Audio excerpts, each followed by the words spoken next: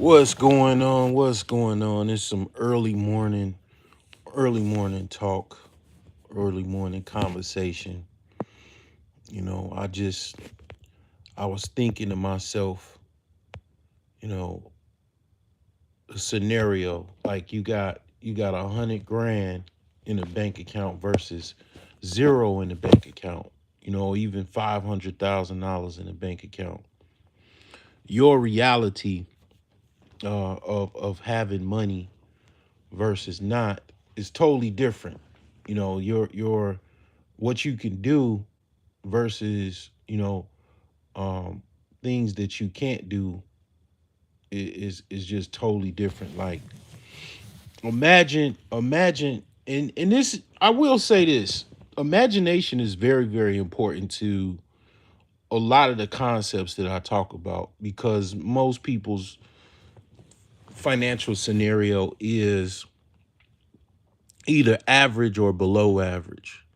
Okay, I pretty sure I have some rich people that listen to me, or some people are very well to do that listen to me, and they don't disclose how well to do they are, because nobody hardly does that.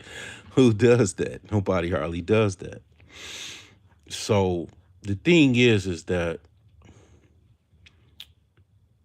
the imagination realm, or just the idea of imagination, is very, very important. It's, you could almost even say it's the secret, right? Even in my book, The Millionaire Savings Plan, I have a section in the book where I talk about you should try to create some type of vision board, a vision board or picture collage of what you actually want out of life. And in that picture collage, it actually works because it gives your brain some type of signal of what you actually want.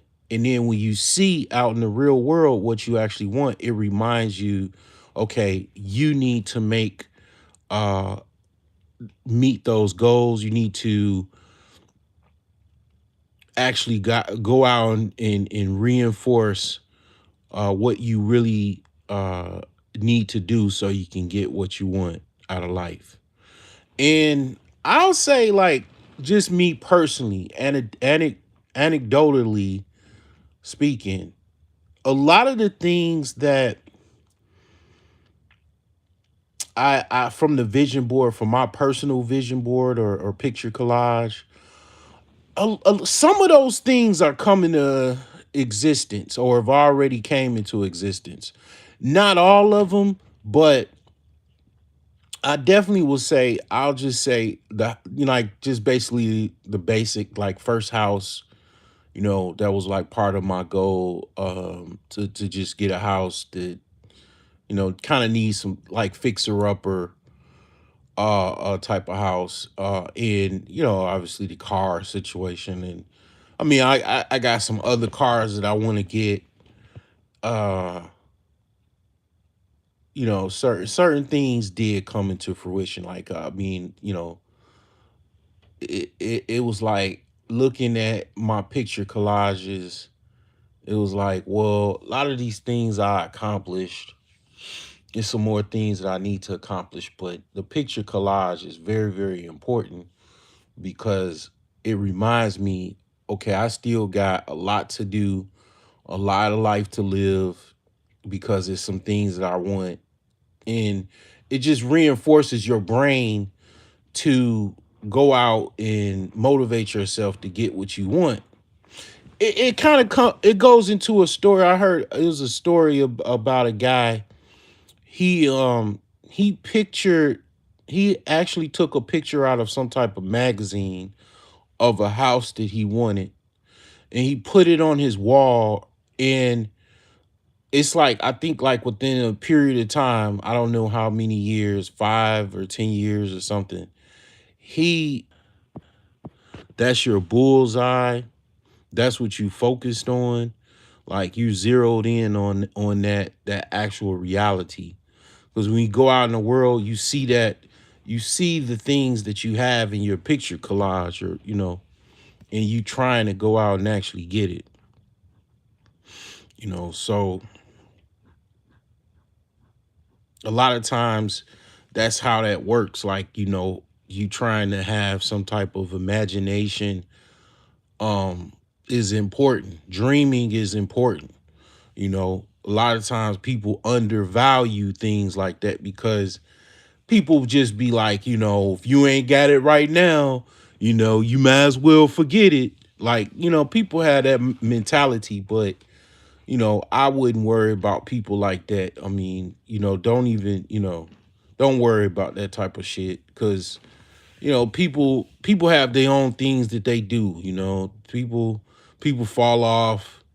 People have all kind of challenges, but at the end of the day, man, sometimes to achieve very, very high results, you have to have some type of motivation to get that done. Like, if you think about it, if you program your mind to zero in on something, it's gonna work. It's gonna your mind can do things that your body can never dream of. That's why I'll talk about that. This channel is called The Broke Genius because it was basically something that the title I came up with because it's like you do have a lot of people that are very smart, and they just can't put it together. They can't pretty much rub two nickels together, and make a dime. Like, they struggle financially, right? So the thing is that when it comes to that imagination realm is like, that's how you create the rocket ship to go to Mars. That's how you know create the reality that you didn't even think yourself could exist.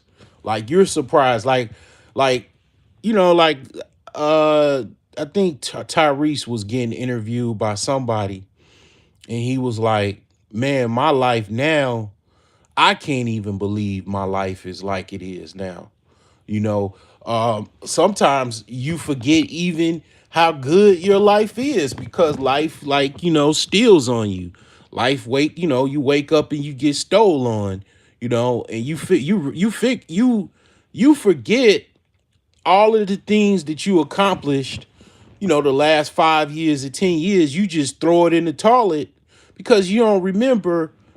Like, if you sit back and meditate or think, damn, what was life like for me 5 years ago?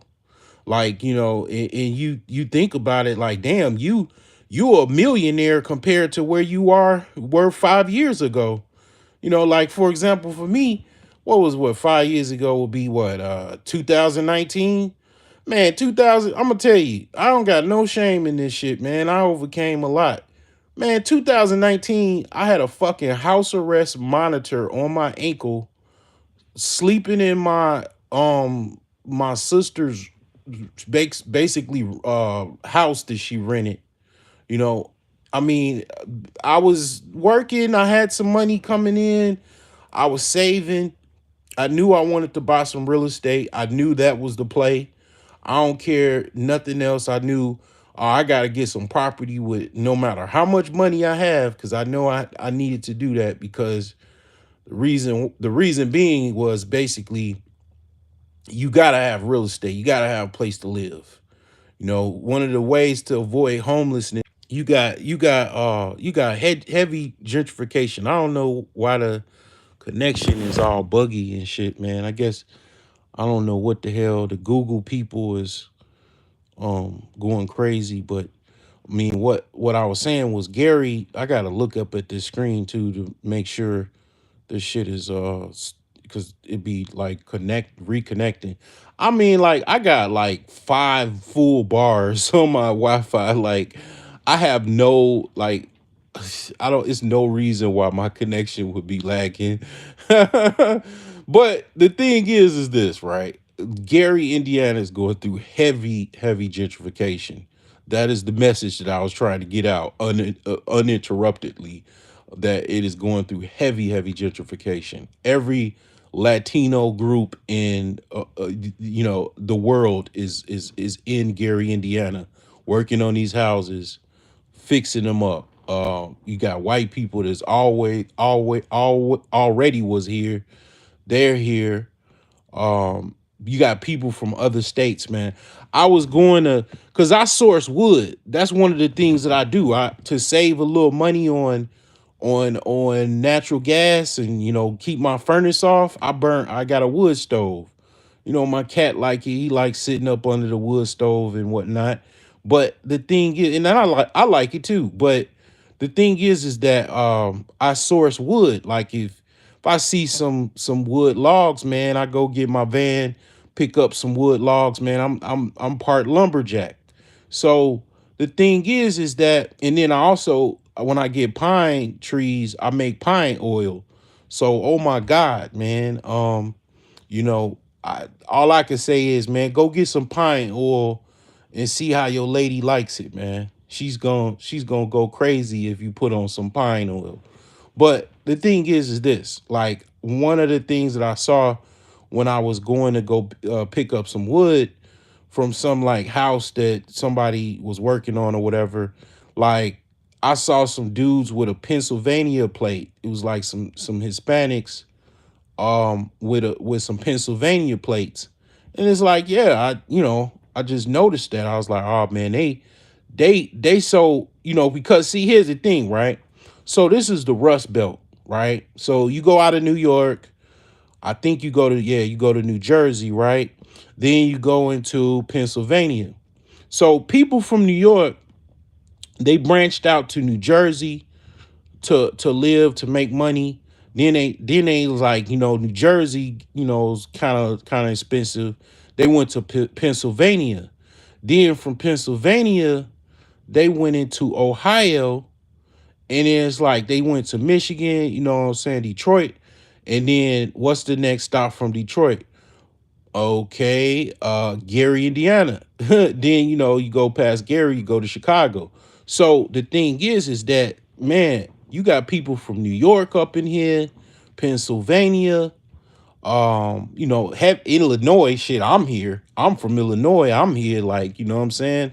So that's a heavy, amount of people that's from Chicago, that's in Gary. So you got a lot of people, man, in here, man, building these houses up, man. I see dumpsters all the time.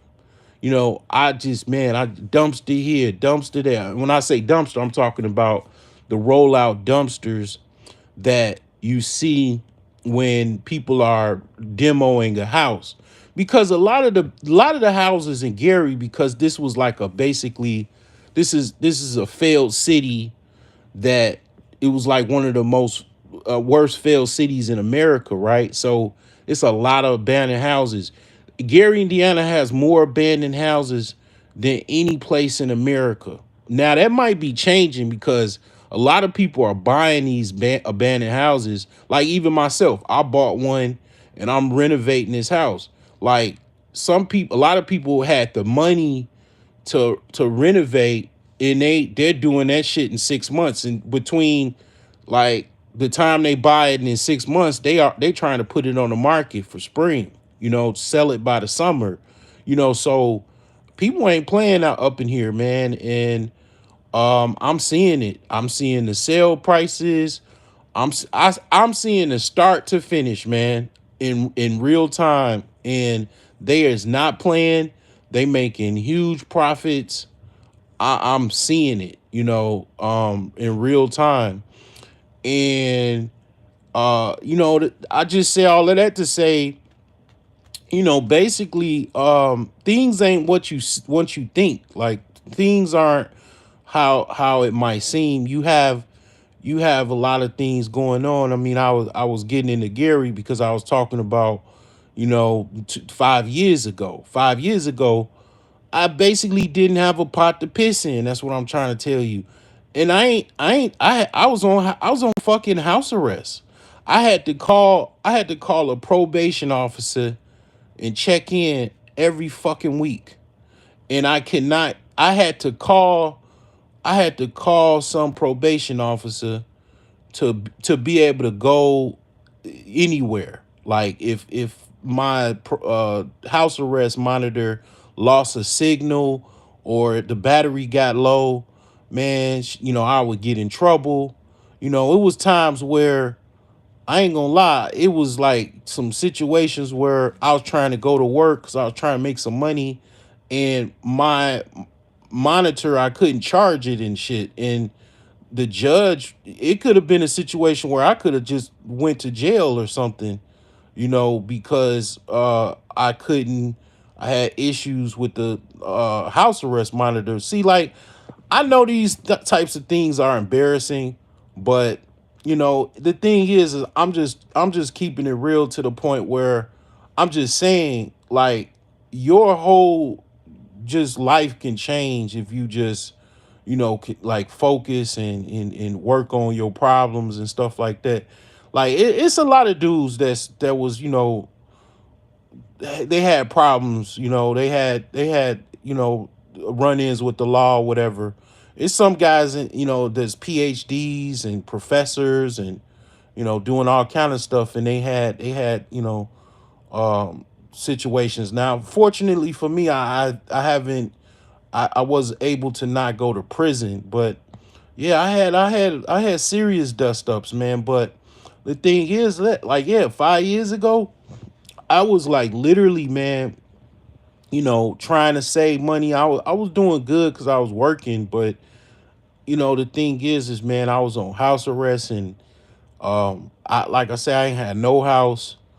I was living with my sister. I was divorced. Um, I didn't have her. I didn't have anything compared to what I have now. Like, did I have a car then? Yeah, yeah, I had a car.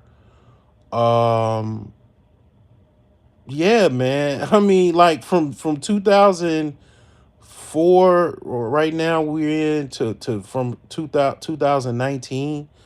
Oh my God, totally different. I'm a fucking, like, if, like, I mean, I'm not necessarily like fully satisfied, but I'm definitely appreciative because from where I was 5 years ago to now, I mean, totally different. I mean, totally different. Like, I mean, like, I got a house, I got a whole block. Like, I don't even have a house. Like, I own a block, dude.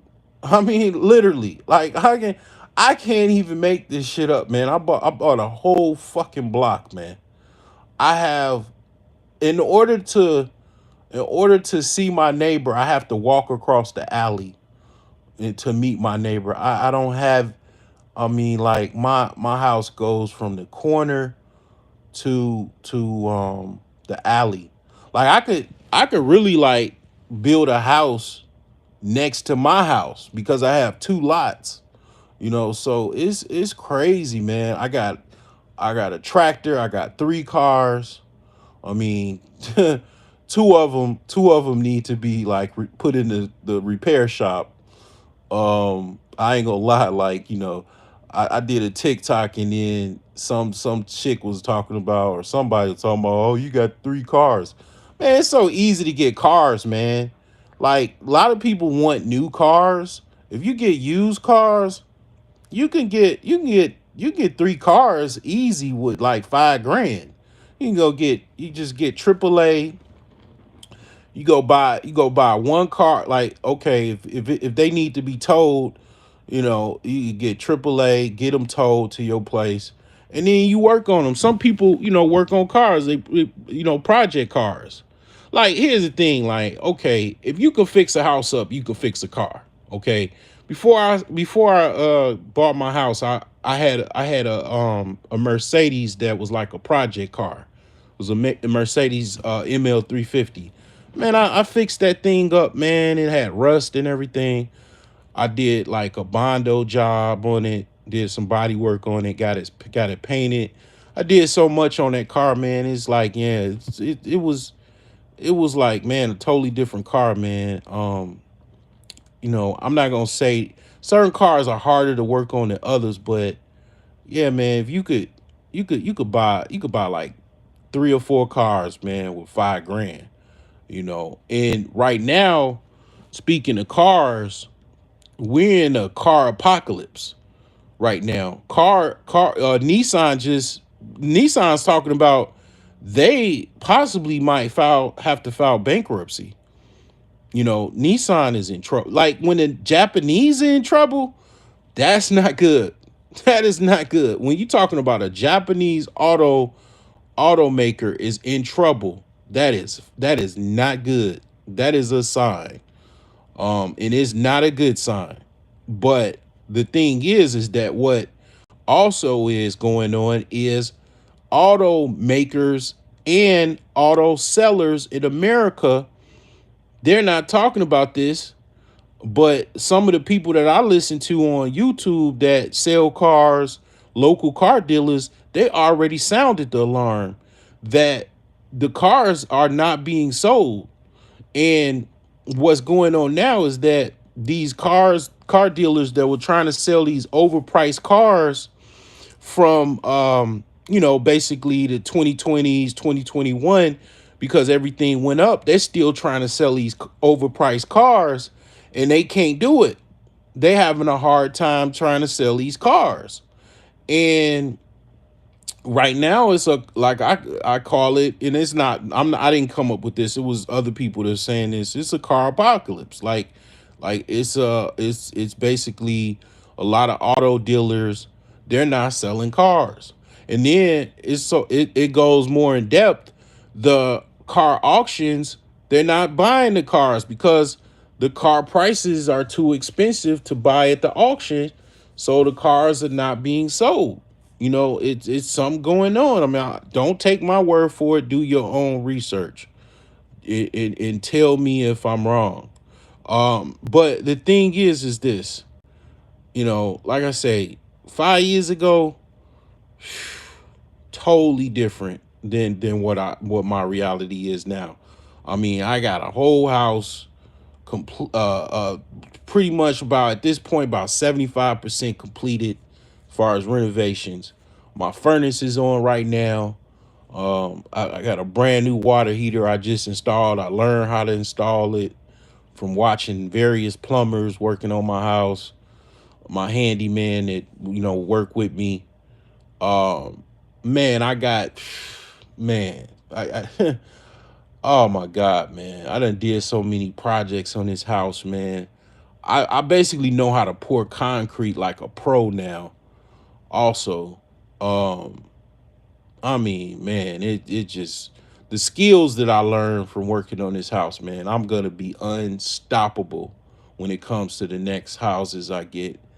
Um, I mean, just unstoppable. Like so, yeah, man. Got a house full of merchandise. My house is like a Walmart store, a computer store. Um, I mean, man, I'm totally different than like how I was 5 years ago. I'm like my situation is totally different. And I'm not even really, to be honest. I mean, I ain't hitting on much. I'll be honest, I'm not hitting on much like right now as far as money concerned, because it's kind of tight right now. I ain't gonna lie, but as far as all the assets that I have and all of the things that I have going on right now versus 5 years ago, I mean, totally different. Totally different situation. Living with my sister, ankle monitor. I had just a mattress in in my sister's house. Basically, I was like next door to my sister, man. In she had her room, I had the room across. I mean, it's just a totally different scenario, man. And I'm not gonna lie, like even then, this was like a year after. um when did I publish my book? I think I published my book around 2020. So I was still working on it then, but I was using the techniques. Like I was using, the picture collage. I turn my picture collage into a video. I turn my picture collage into like some type of video, so I could just, I could watch it on my laptop, I could watch it on TV, and I could see all of the things that I want. I mean, I can't show anybody. Technically I could, but definitely can't show anybody, below the age of 18, because I mean, some of that stuff is like, I mean, when I say all of the things that I want in life, that's what I mean. You know what I'm saying? But yeah, the imagination realm is the realm. That is the realm of opportunity. What your mind can think of, it's no bounds. It is no bounds. A lot of times we're focused on, we're trying to do everything manually. Most people, they think, like a warehouse worker. I gotta pick up this big box, and I have to use my body, and I have to move it. And it's like, yeah, well, you could put it on a pallet and then get a forklift and then pick it up and then put it wherever you need to put it. How about that? Or even better, oh, okay, this robot, okay, you just get this robot to just, pick it up, put it on the thing, and then, another robot to come in. Like, I ain't gonna lie, like I used to work at I should stop saying I ain't gonna lie, but it's like basically I used to work at a liquor company, Diageo, and I never forgot when I used to walk into the warehouse, because you had to put on PPE equipment, hard hat, vest, safety glasses. You had to have steel toe boots. The whole thing of working in a warehouse. Working in a manufacturing facility. Which is a bonus, because if you try and get jobs and stuff, some of the jobs are, they'll, if it's a warehouse or a manufacturing facility, they ask you, do you have experience? Oh, yes, I do. Yeah, PPE equipment. You know anything about that? Nah, it is a lot of warehouses and manufacturing facilities that you don't necessarily got to work there, but they have IT jobs and stuff like that in it, and it's helpful if you have that background. But the thing is, one of the things that I remember is Diageo at that time, they had automated forklifts. Okay, so they had just basically unmanned forklifts that worked off of, it had a battery, and it was just a machine that they use lasers. They use like a laser technology, and it was like some type of base that they operated off of. So they would go out, they would be programmed to go pick up certain things in a warehouse, and then once they're done, they would go back to the base, kind of like a Roomba. If you know the sweeper, that is like, it's like it goes and just sweeps out in your house or apartment, and then it just comes back to the base. Well, just imagine that, but a forklift. So they had quite a few of those in that warehouse. So it's yeah, the imagination realm is crazy when it comes to like engineering, technology. A lot of the stuff comes, movies come from dreams. Like a lot of movies, Star Wars and all that stuff, that come from people dreaming. Lord of the Rings, um, all of that stuff, man. That's the dream world. Somebody dreamed that shit, and they wrote a script, or some people even got high. They got high, and they came up with different concepts for movies, and they ain't know what the hell the movie was gonna do anything or not. They just did it, because that's the imagination realm. Your mind, if you trying to do anything, your mind is gonna be the one that does it.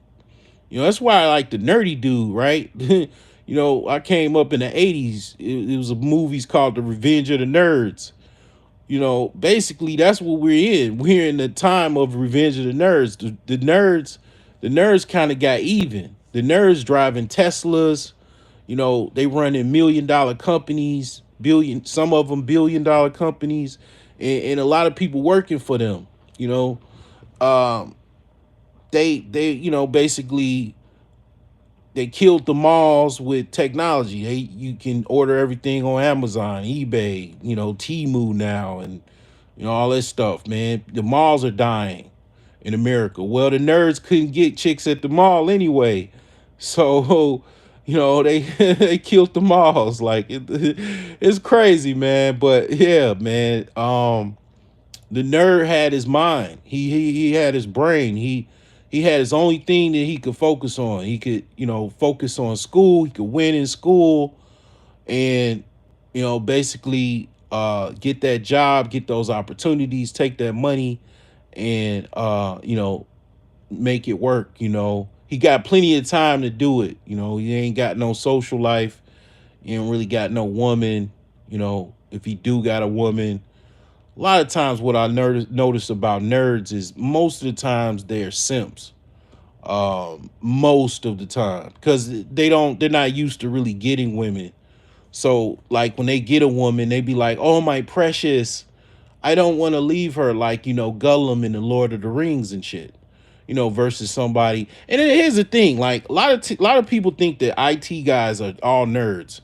Like remember when you thought when you were younger, you thought all IT guys were like bifocal wearing super nerds. And it's like, nah, I mean, to a certain degree. So like I look at it like this.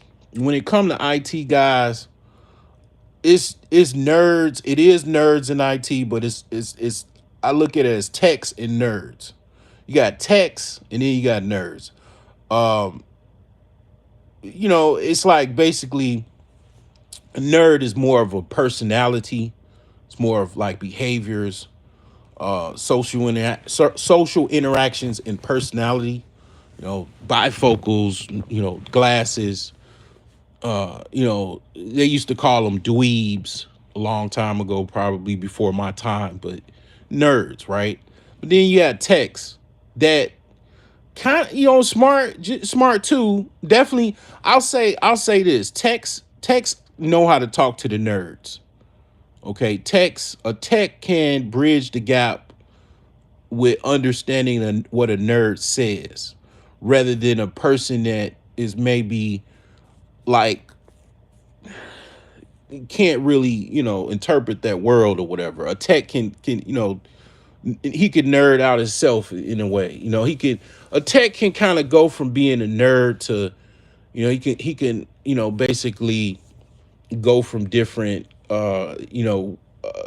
ends of a candle wick, right? He can go from being a nerd, he can go being a cool guy. Like a nerd, he can't necessarily go from being a cool guy. He can't necessarily turn into Stefan and be a cool guy. He's got to stay usually being Urkel, right? So like, yeah, I mean, a tech can interpret what a nerd says and what he's trying to do and stuff like that better than the average person. But a tech is not necessarily a nerd. He's someone that works in technology. He's still he still can go hang out in the sketchy part of town in a bar and kick it with the homies, and he's kind of maybe a dick or an asshole because he is smart too. It's like that. That's how techies are. But the thing is, yeah, I'm more of a tech. Okay. That's how I look at it. But in that world, you know, imagination is very, very key. When you're trying to make code, when you're trying to make a new software language, or not so much a new software language, but when you're trying to make some new software, you're trying to design some new software, that's where the imagination realm comes into play.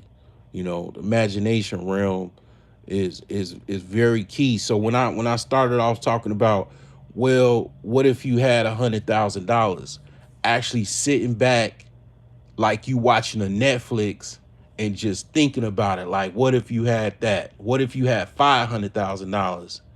You know, what would you do? What could be capable? I just woke up at like 3 in the morning. Okay. I was like, damn, what if I had $500,000 though? You know, I would probably I would probably just get a red eye flight to another country. I grab my passport and just go. Actually, just go. You have it right now on the app, like all these apps and stuff, right? A lot of these apps just went crazy, crazy, crazy, crazy as far as like the stock price, like Priceline, Orbits and Expedia and all that. It just went crazy, like as far as price. Like, I mean, it is absolutely insane the prices of like Priceline and all of these like travel apps and stuff like that. Because basically what happened was it used to be like back in the 80s, I still remember this in 90s. It used to be travel agents. Before the internet, it was a lot of travel agents. It is still travel agents, but not as much as it used to be. The travel agent industry was huge. I mean, huge. Like, before the internet, like I remember my mother going into a travel agent like in the 90s and like trying to, see what some tickets was somewhere or whatever. Um a lot of that got canceled out. A lot of people lost their jobs and stopped working as travel agents because when the internet became really popular, you could order a ticket on the internet. You didn't need travel agents anymore. Now you whip out your phone, you go, whatever app you got, you basically, you know, you could order a vacation package just like you would from a travel agent right on your phone. So you can basically put in for that day, oh, you want to be gone for a week, whatever. You could put on that app the actual time frame you want to travel. You get hotel, you know, car rental, your round trip flight, all included. You can get a resort package, whatever you want to do, right on your phone. You can do that, like, yeah, with that type of money, yeah, easy. Now, do you need $100,000 to do that? $500,000? No, you can do that shit with 5 grand. I mean, I don't. It doesn't make really much sense because I mean, if you only got 5 grand, shit, and there's people that do that. The average person, that's what they do. But then you go, okay, you go on a vacation and then you come back and you probably overdraft because you got your bills that you had paid before and you forgot because you had a good time in Aruba. That's why I say like 500,000 because you could that's just one thing you could do.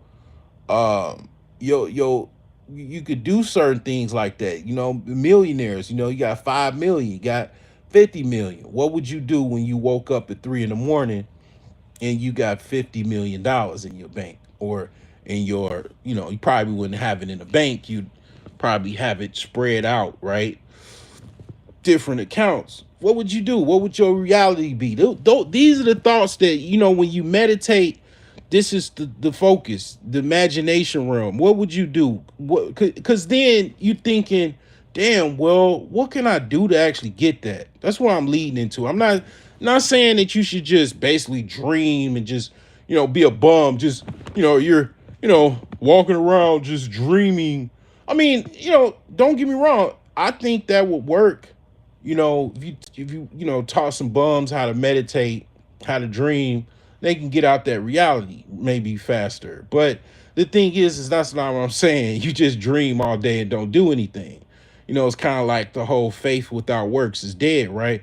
Like, I'm just saying, because people downplay dreams. Women do that a lot of times. They try to, if you got a kind of a toxic woman that's not supportive, they'll try to anything that you say as far as any type of dreams or things that you want to accomplish, they shut it down, or try to shoot it down, uh you know inadvertently, or knowingly, that they just try to kind of kill your dreams, kill your hopes. you know People do that too. Guys do it, which I don't know why you would have a friend, a male hard leg friend, that shoots your ideas down, and you actually keep coming back to this guy. Time after time, he just shooting your dreams down. At least a woman, you getting something from her. Dude, what the hell? I mean, I don't know, like, but yeah, yeah, dreams, man. Like I say, the imagination realm. Like, okay, what would you do? I used to do this every night. I used to just, in order, it was like my trick to fall asleep. I would, I would imagine if I had about, I did as far as like $1 billion in cash. I usually would just think about 200 million, because a billion would just be too overwhelming. Because it's like, well, okay, a billion would fit in a basement or some shit like that.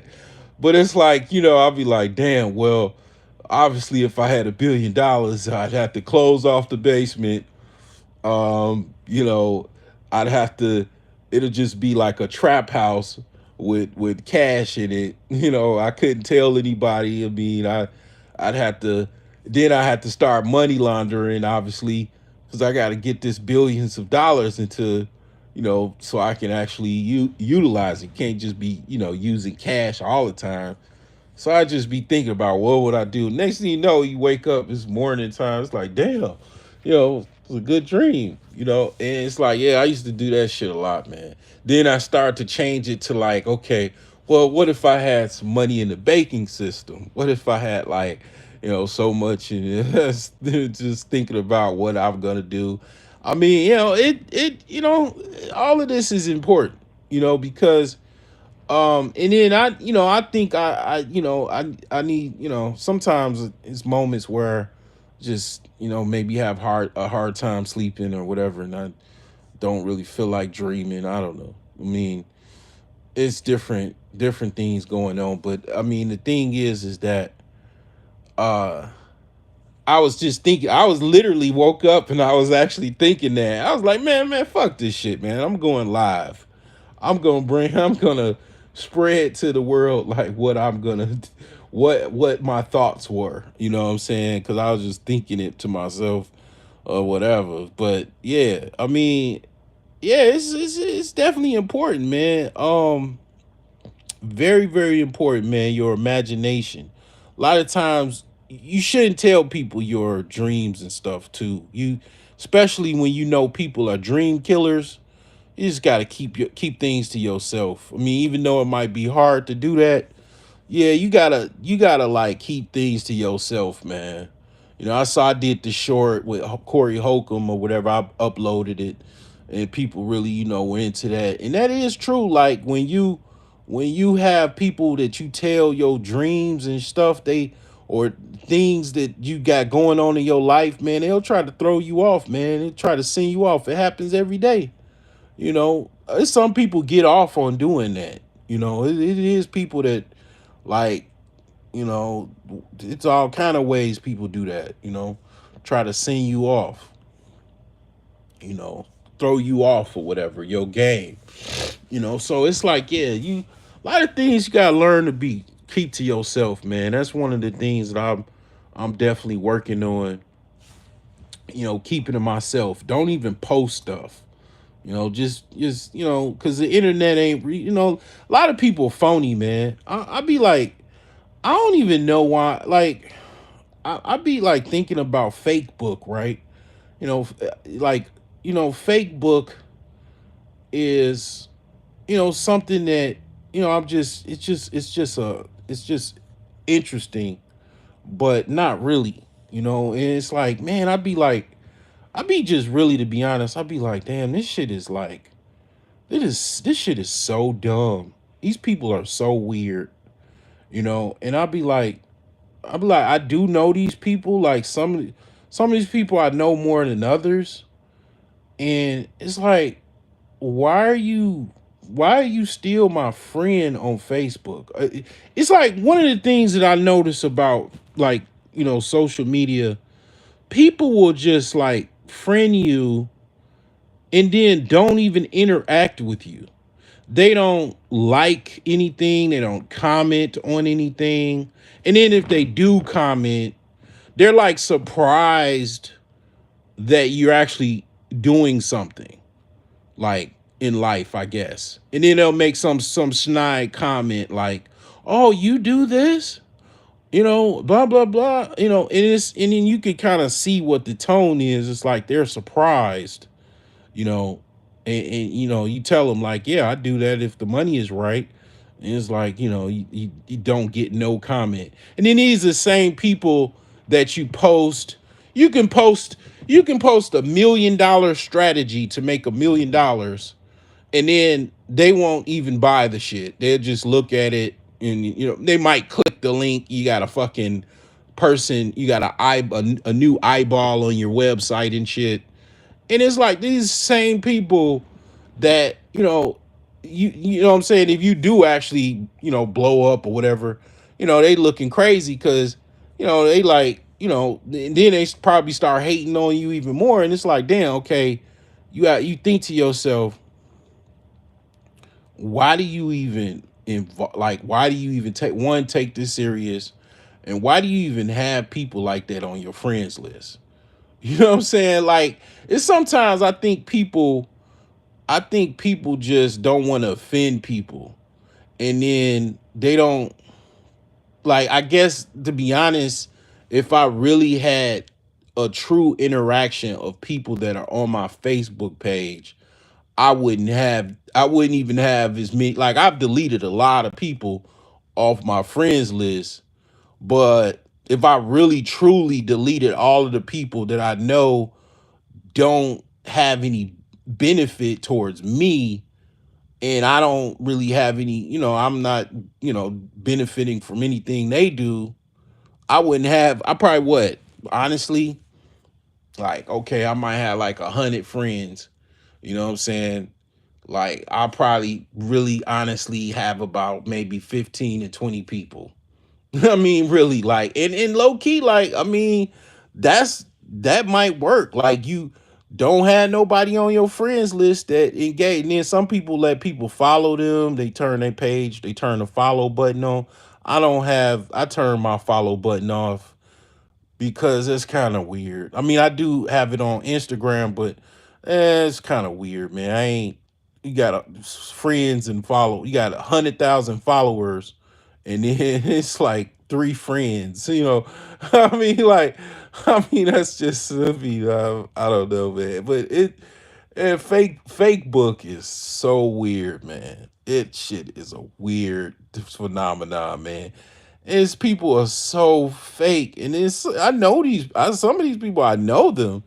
It's like, man, what are you? Why are you on you on my friends list like a FBI agent in a deep long-term surveillance?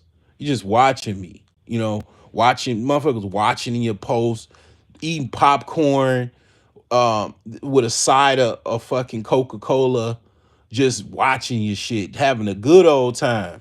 Not and you have no idea. Like, you don't know, you know what I'm saying? Yeah. One of the things I do like about Facebook, if you go live, you can actually see the people, watching you or whatever, and see who's engaging or whatever. But, some of that stuff is like, one of the things I noticed about that is, one of the things that I did to annoy people that I knew shouldn't have been on my friends list, I would just go to their lives and see their interactions. Like, once they see me watching them, and it was like, oh yeah, you weird motherfucker on my friends list. Why are you on my friends list then? And I would just basically unfriend them.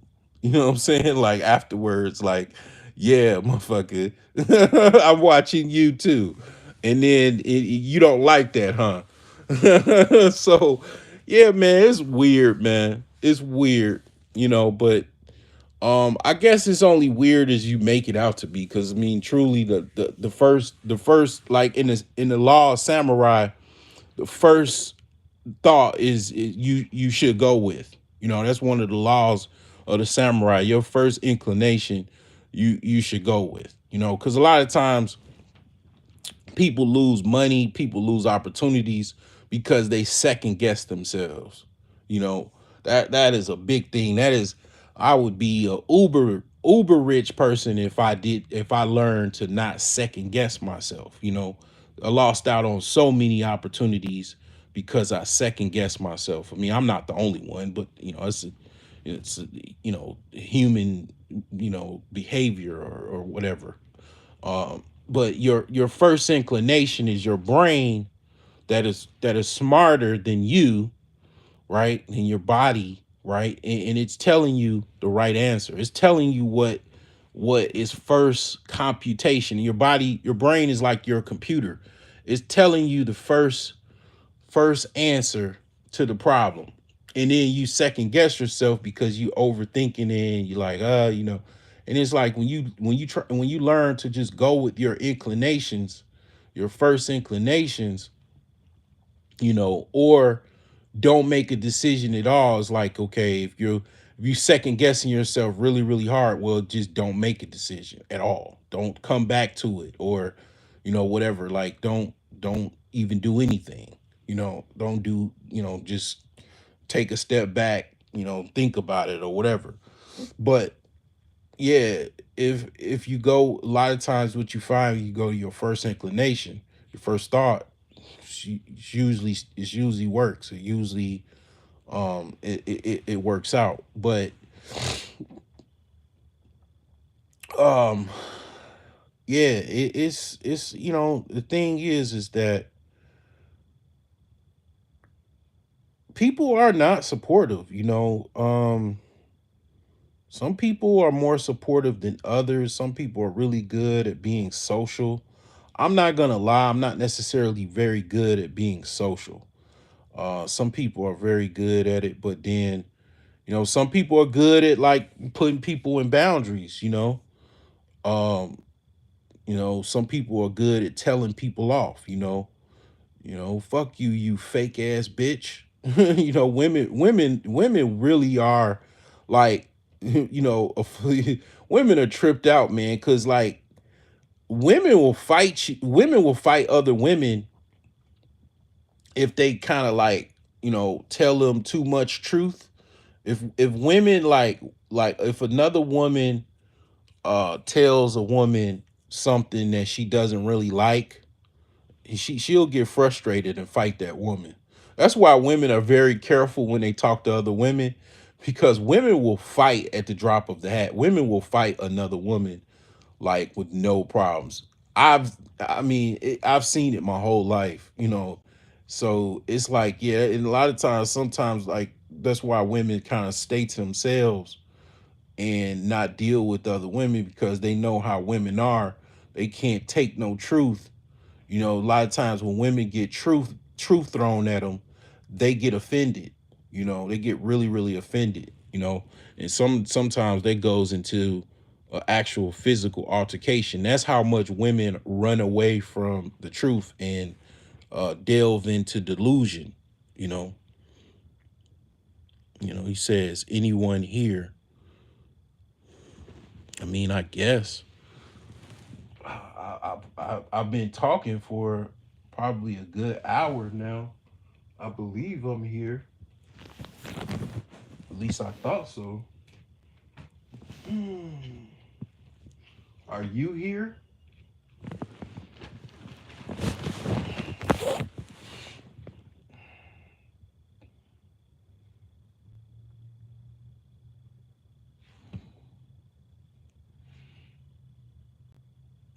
Where are you at? But yeah, yeah, women definitely, they don't like the truth. They don't like that at all. Yeah, I'm loud and clear, man.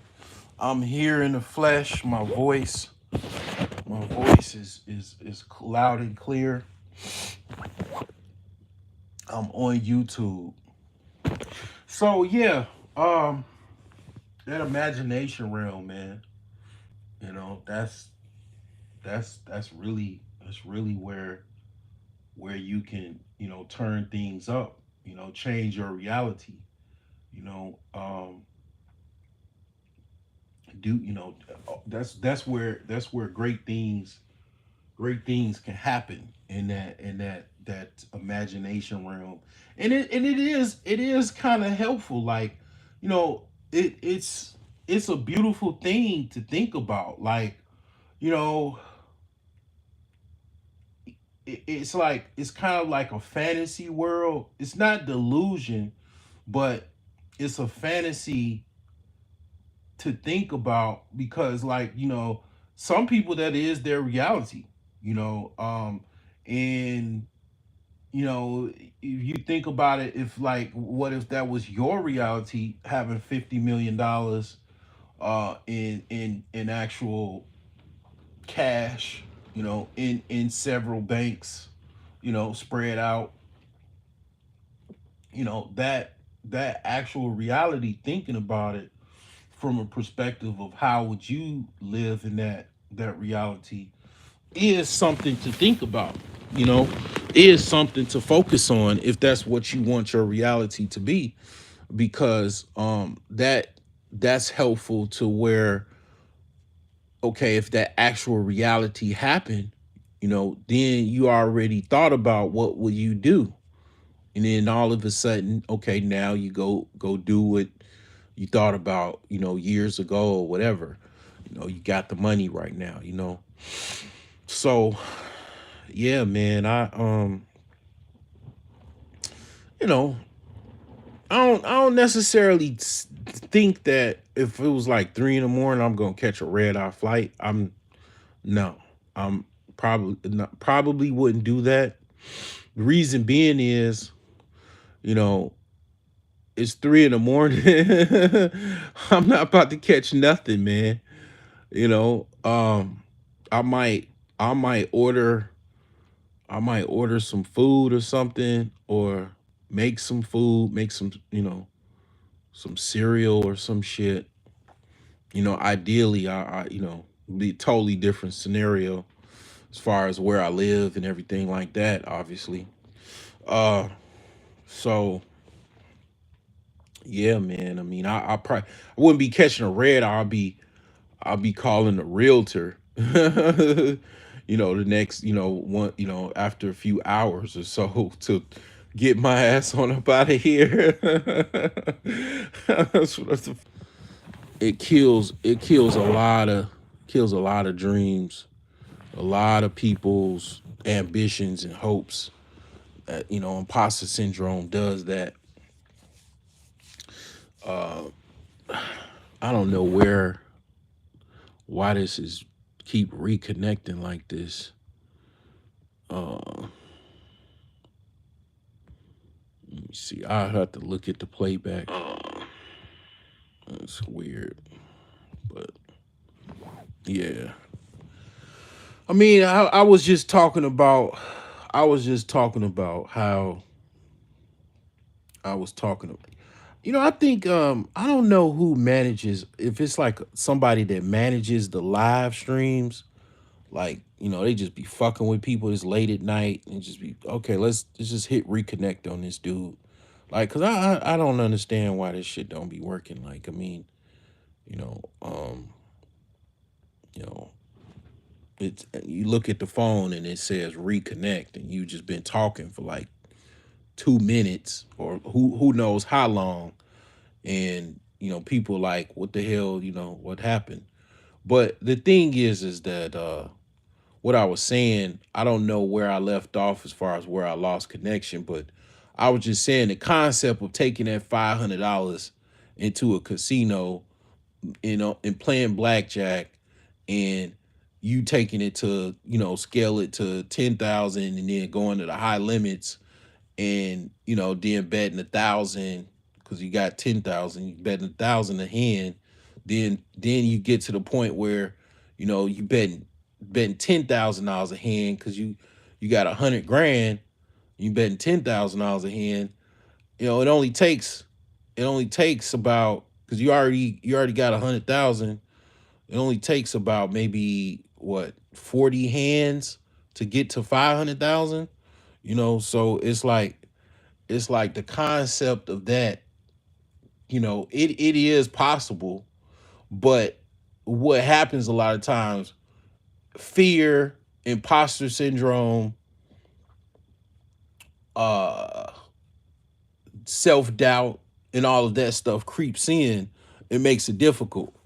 I can literally go out, well, not right now, but possibly, like, you know, obviously,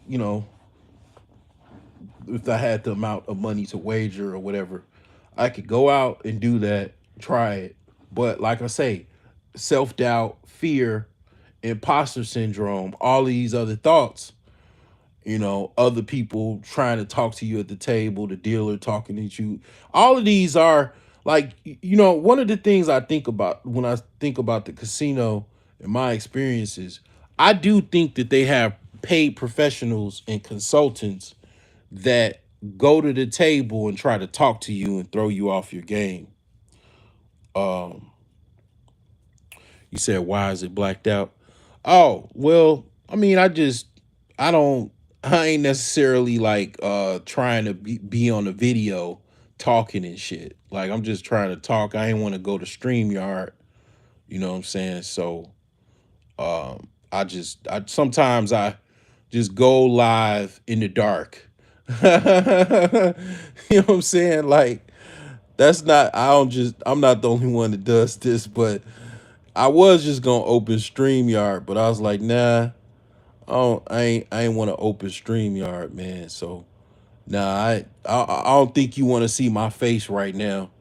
I mean, basically, it's like, yeah, it's 3 in the morning or 4 in the morning. I don't think you want to see my morning face, Um, but the thing is that, yeah, um, it is a concept like imposter syndrome and uh self doubt, fears, and then, like I said before the gentleman wondered why I was blacked out. Uh, it's I think it is. I think the casinos do have paid consultants to throw you off. Like, they'll come to the table, you start doing really well, and and then, next thing you know, some dude comes up and starts talking to you at the table. You start throwing off the table, like throwing off the vibe, throwing off the chemistry of the table, starting to bet crazy. I think they do have paid consultants to do that. So you got to worry about that. The dealers trying to talk to you, trying to do certain shit. So you got a lot of variables to work with. But in theory, yeah, you you can go up in there with technically $100 or $500, to probably give you more chances. But yeah, you can scale that to about 10,000, then go to the high limit, because you want to go to the high limit. The reason why I say high limit, because if you go in the main section with the public, now you got a whole crowd. You probably had a whole casino at your table watching you trying to get 500, and then the public tables, they don't even have money on that level, because they only have like probably up to 1,000. They got probably $1,000 chips. They probably don't even have 1,000, because they so used to taking money from people and cashing in and stuff. Like, they probably only had like up to a $500 chips. The high limit section, they got $1,000 chips, $5,000 chips. And then it's a closed off section, so it is people that come in there. They don't actually ask for your ID. or anything to come in there usually, but it's, it's where people that got big money, high rollers, go in there to gamble, and they're usually gambling high numbers, because the high limit section actually, just like it's called, it has higher limits. So the table minimum might be, like probably double or probably even quadruple the minimum that is at the public table. The public table, the blackjack minimum might be 25, maybe $50. The high limit section is $100 minimum. So you kind of separate yourself from the public a little bit, and then you got more. You get to a more private, exclusive experience. You know what I'm saying? So you might even have your own dealer. It might be not that many people there. That's probably the best time to actually do this. But yeah, you go there and you got your own private experience, and you do what you do, and try to do it. But like I say, a lot of people, they can't do certain things like that, or even anything, because imposter syndrome, self-doubt, fears, you know, being scared, all that type of stuff. And it's like, it just might not be that might not be for you. It's not for you to do that. Um it does it you probably need to do something else. So it just, I say all of that to say that that reality can become true very, very easily. That's not hard as you think it is. Because I'll tell you this, right? I used to gamble a lot at the casinos. I've stopped a lot, mainly because it's just, yeah, I don't think I do that well at casinos. But the thing is this: I remember taking $14, and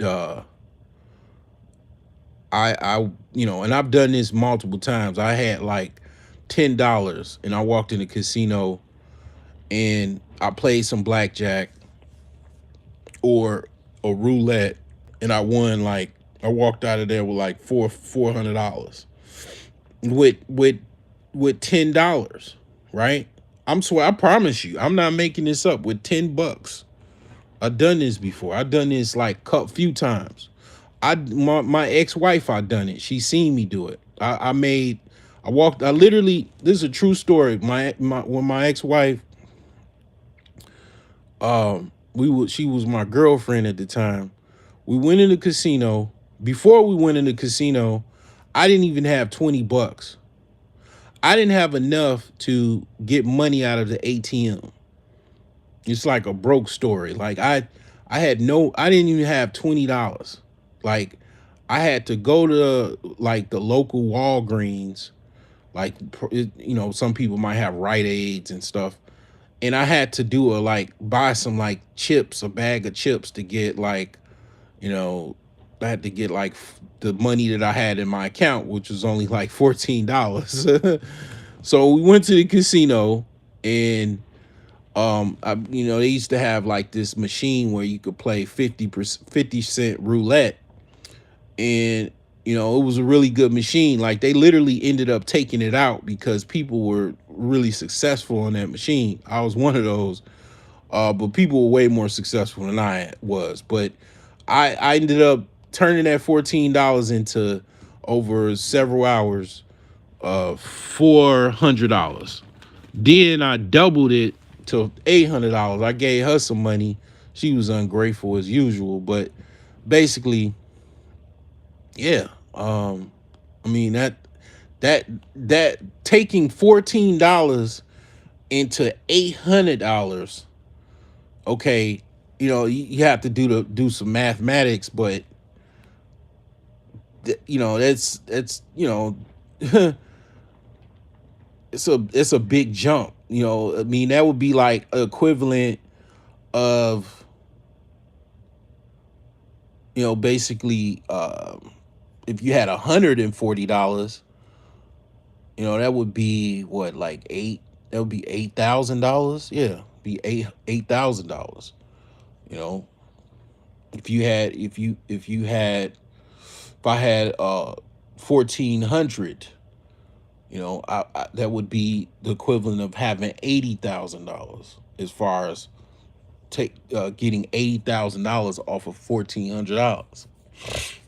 So it's possible. I mean, you just I've done it. It's not. I'm not talking about this like pipe dreams. I've done it on a small scale before. I've done it with $10. I remember going by myself and I just played one hand of blackjack, and I knew if I lose, I wouldn't. It was it. Like if I lost the hand, it was over.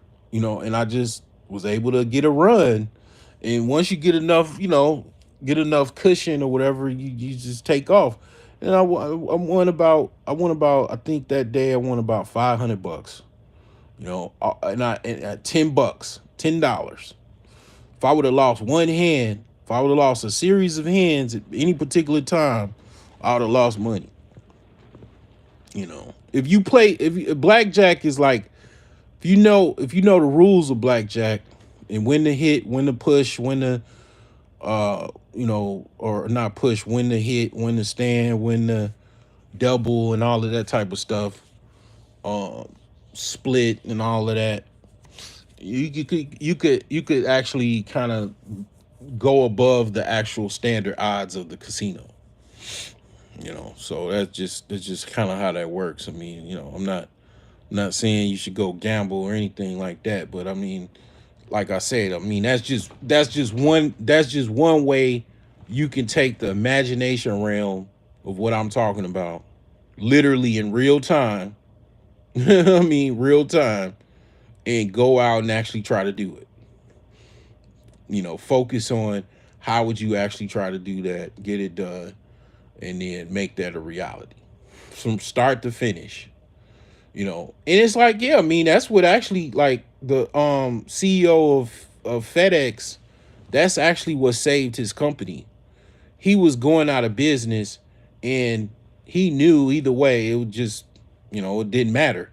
But if it was a thing where he was able to make some money, he would save his company for maybe, a week or two, because he ran out of money to buy fuel for his cargo planes that transported, the actual parcels for FedEx. So he went to casino. I think he played blackjack. He had like 50 grand, and he made like over 100 grand or something like that, couple 100 grand, and he basically used that to save his company for a week until he got some investors to give him some funding, some much needed funding, so he can, continue operations with this company. And then the rest is history. I mean, FedEx is fucking a multi-billion, mega billion dollar corporation. So it's like, yeah, I mean, the imagination realm, it's certain things, you can do. Like when I keep saying this is the richest country in the world, it is very, very possible for you to make money. I mean, it's a lot of ways you can make money, like really, really quick. It's the casino is very, very risky, the most risky to do that, but it is possible. It's people that do that. It's people that have done what I've done and done it on a bigger scale. It is definitely, definitely possible. But like I say, if you did do it, just don't get no cash. You ask for a check. Because if you coming out the casino with $500,000 in cash, you better go call private. Man, you don't even want to call private security. They might rob your ass. But when you actually get to where you're trying to go, you want to get you a check. Get you a check, then go to the bank as soon as possible.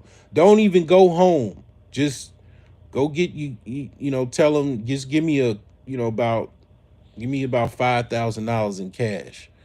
You know, go to the most expensive hotel at your nearest downtown uh location, or the fanciest part of town that you can go to, and then just stay there till the morning, and then go to the bank in the morning and basically deposit that check. Because if you go home, somebody might tail your ass home. They just saw you fucking win a $500,000. They saw you cash out $500,000. Somebody, it's people that actually, okay, I mentioned that the casino consultants and shit that probably, you know, go to tables and try to throw people off, where there's also people at the casino following people to try to rob them as soon as they get home if they win. You know, it happens. I'm gonna be honest. Like in Gary, Indiana, at the casino at the Hard Rock, that people. A few people have tried to do that. Mostly all of them got caught. They've tried to follow people home and rob them, and they did rob them, but then they got caught because one, they got them on surveillance. That casino particularly has some of the best. You got to understand, people are dumb that do shit like that, right? You go to the casino and try to rob somebody, follow them home. Here's the thing, right? This is why, and it goes back to technology. People are so unintelligible about technology. They don't know what technology exists. First of all, okay, the casino that I'm talking about particularly, they have some of the world renowned surveillance in the casino, and a lot of casinos have these. They have the ability to read a fucking digit off of a dollar bill, the serial number off of the dollar bill. So they also have the ability to zero in on your face and also determine if you're supposed to be in a casino or not by basically a digital match of your actual face, according to, you know, certain records, to see if you even supposed to be in a casino or whatever, you know, because they could come to you and be like, you have to come with us, sir, you have to leave, you're not supposed to be here, we've identified you, you know. So for one, they got you on surveillance. Okay, they also have cameras in the parking lot, so they see you leaving. Then, okay, um, you know, by the time you rob the person and they call the police, you know, basically, even if you say, okay, I'm gonna kill this person, it's even worse for you because they know you did it, because basically, um, they have cameras on this interstate. That's what people don't understand. They have cameras on the interstate. Okay, so they can see your actual, and most people got a cell phone. They track your cell phone. When I say, okay, the movie Pre-Crime, the actual movie, go watch the movie Pre-Crime and go watch the movie Enemy of the State. You know, those two movies, like, and come back to me and talk to me about like trying to commit a crime. Like, they have so much technology to find out because your location is tracked. Usually your cell phones are tracked. Okay, your cell phones are, just look at your cell phone as a air tag, a giant high technological air tag. It knows exactly where your location was at each tower as you're passing a location. This is a fact. I'm not talking out of theory here. You know, I mean, it's every time you drive, your location is, if your location is on, even if it's not on, to be exact, like they can track where that cell phone is traveling to, and they could find out, okay, all right, you did this at this time, your cell phones, you know, if you throw your cell phone, okay, you getting a little complicated, you might be you might understand some things, but okay, you gotta think like if you do something, you got detectives that can find out what you did. You got some very, very smart detectives that can pinpoint certain things. And the first thing is that you did go to this casino, and they may or may not know who you are. They may know who you are because if you ever had a casino card, you have your ID. So they can track that to your face at the casino automatically. So that's a given. Let's say you don't have that. All right, you've had a card at another casino. There you go. You didn't think about that, right? Yeah, I'm called the broke genius. Not the broke idiot. You didn't think about that one, right? You ain't think about how about this, right? Let me blow your socks all the way off, right? So your face, right? You got an ID and a driver's license.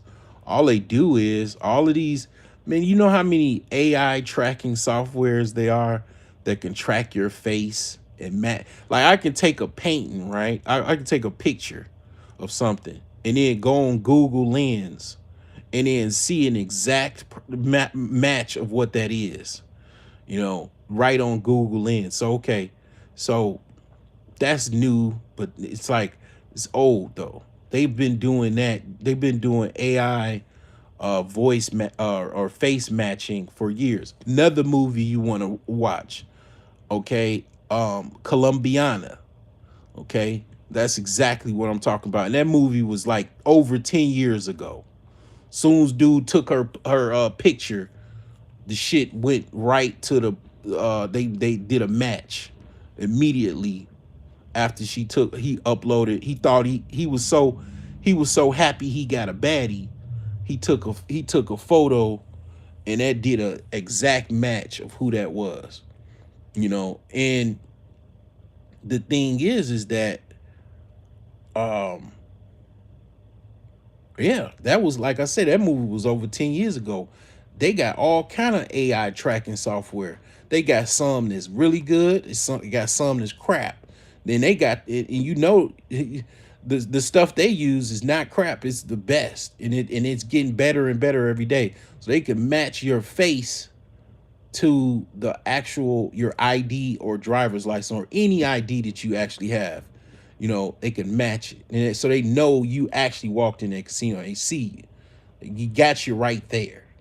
Then, okay, by the time this one particular dude, because it's one dude, he followed somebody. I think they followed him. He went from Gary all the way to South Bend. It was a black dude, older white man. Won like 10 grand or something like that at the casino. Went home to South Bend.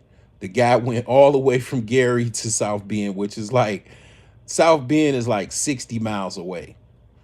Um, he robbed a dude basically, and basically took went back to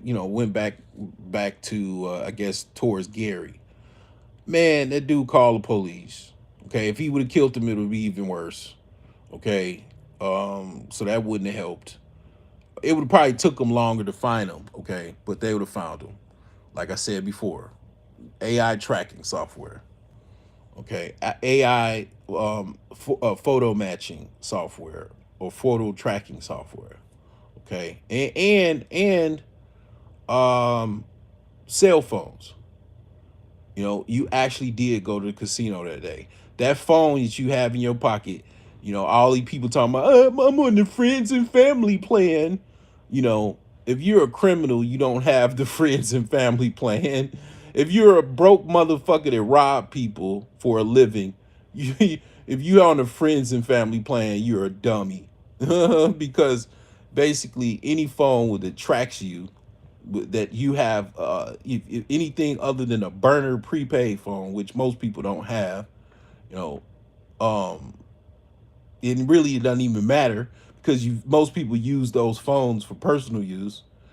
So anyway, like okay, you're gonna get caught. It's gonna be some digital. basically footprinting to basically find you. And basically, yeah, you're gonna get caught. It just take them a little bit of time. So anyway, what actually happened was he called the police, and they basically did a dragnet. This is what happens when police are looking for somebody. In case you didn't know, okay, they basically close down all intersections of travel. Okay, and here's the thing: this is the reason why Chicago is so dangerous, because basically they can shut down crime in Chicago basically by controlling traffic flow. Very difficult because it's so many streets in Chicago, but basically the thing is that in Indiana it's not as very populated, and it's not that many roads and streets like that, but the major roads and highways, they basically do a grid kind of dragnet to find out what a vehicle that they're looking for. So once they locate a vehicle, um, the person, identifies, okay, this person, went to, they reach back to the casino and then look for, particular a particular type of person, that, because basically what happens is this is what how this went. I'll tell you exactly how this went. So once the person called the police and said, somebody followed me from the casino, robbed me, they called the casino, pick up digital video footage of because the person is not just going to just follow the dude home and just, oh, just random guy, I'll just follow him. No, they're gonna follow them around the casino and watch them winning. You got people that, not playing, they're watching people playing, or gambling. So this person, usually the person is doing that. They're following the person, seeing how much money they won. So they just pull the video footage, and then they got an actual person. They run it through the AI tracking software to figure out to get a match. Okay, once they get a match, they know the person's car. So they know the car that they're already looking for. So then they do what I was talking about with the grid traffic, basically lock or whatever, or just, they just basically go east, west, or north, south on the highways, major highway. Usually the major highway will do it. They'll know, okay, this person is from Gary, he's going back to Gary. So we'll just lock down I-80, on east and west. And then boom, okay, they get the person's car, pull them over.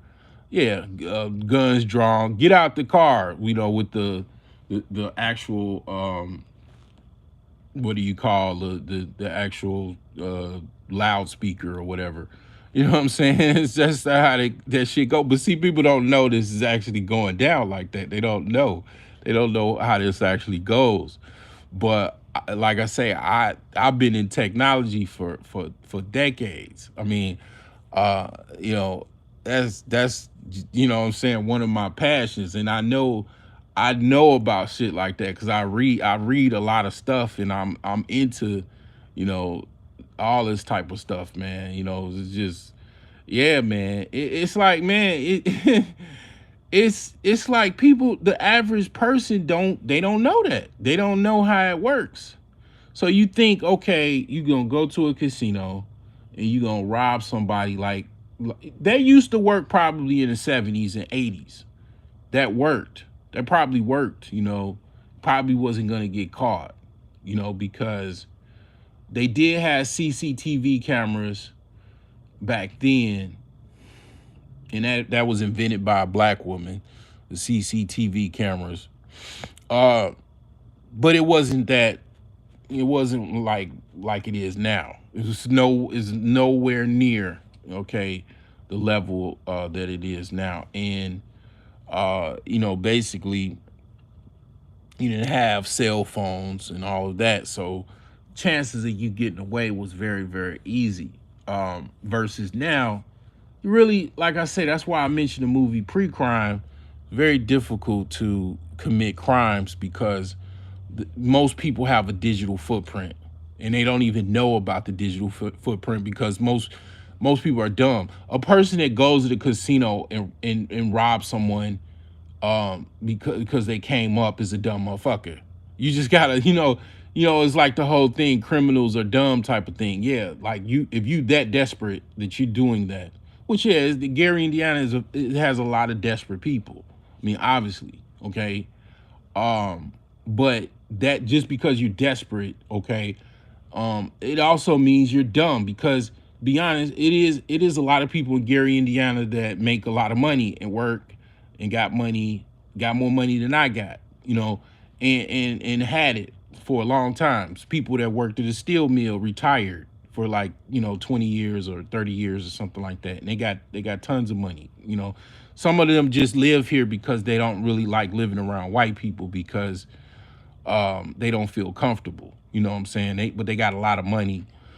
Um, yeah, and it's like, yeah, Gary is close to Chicago, so you kind of, if you struggling in Gary, it's like, dude, like get out of Gary, go get you a job in Chicago, and it's a lot of things you could do. So it's kind of like you're dumb if you're trying to do that. Like you're a dumb person. So a dumb person doesn't know about all these things that exist. Damn near, like that was not the only time that's happened.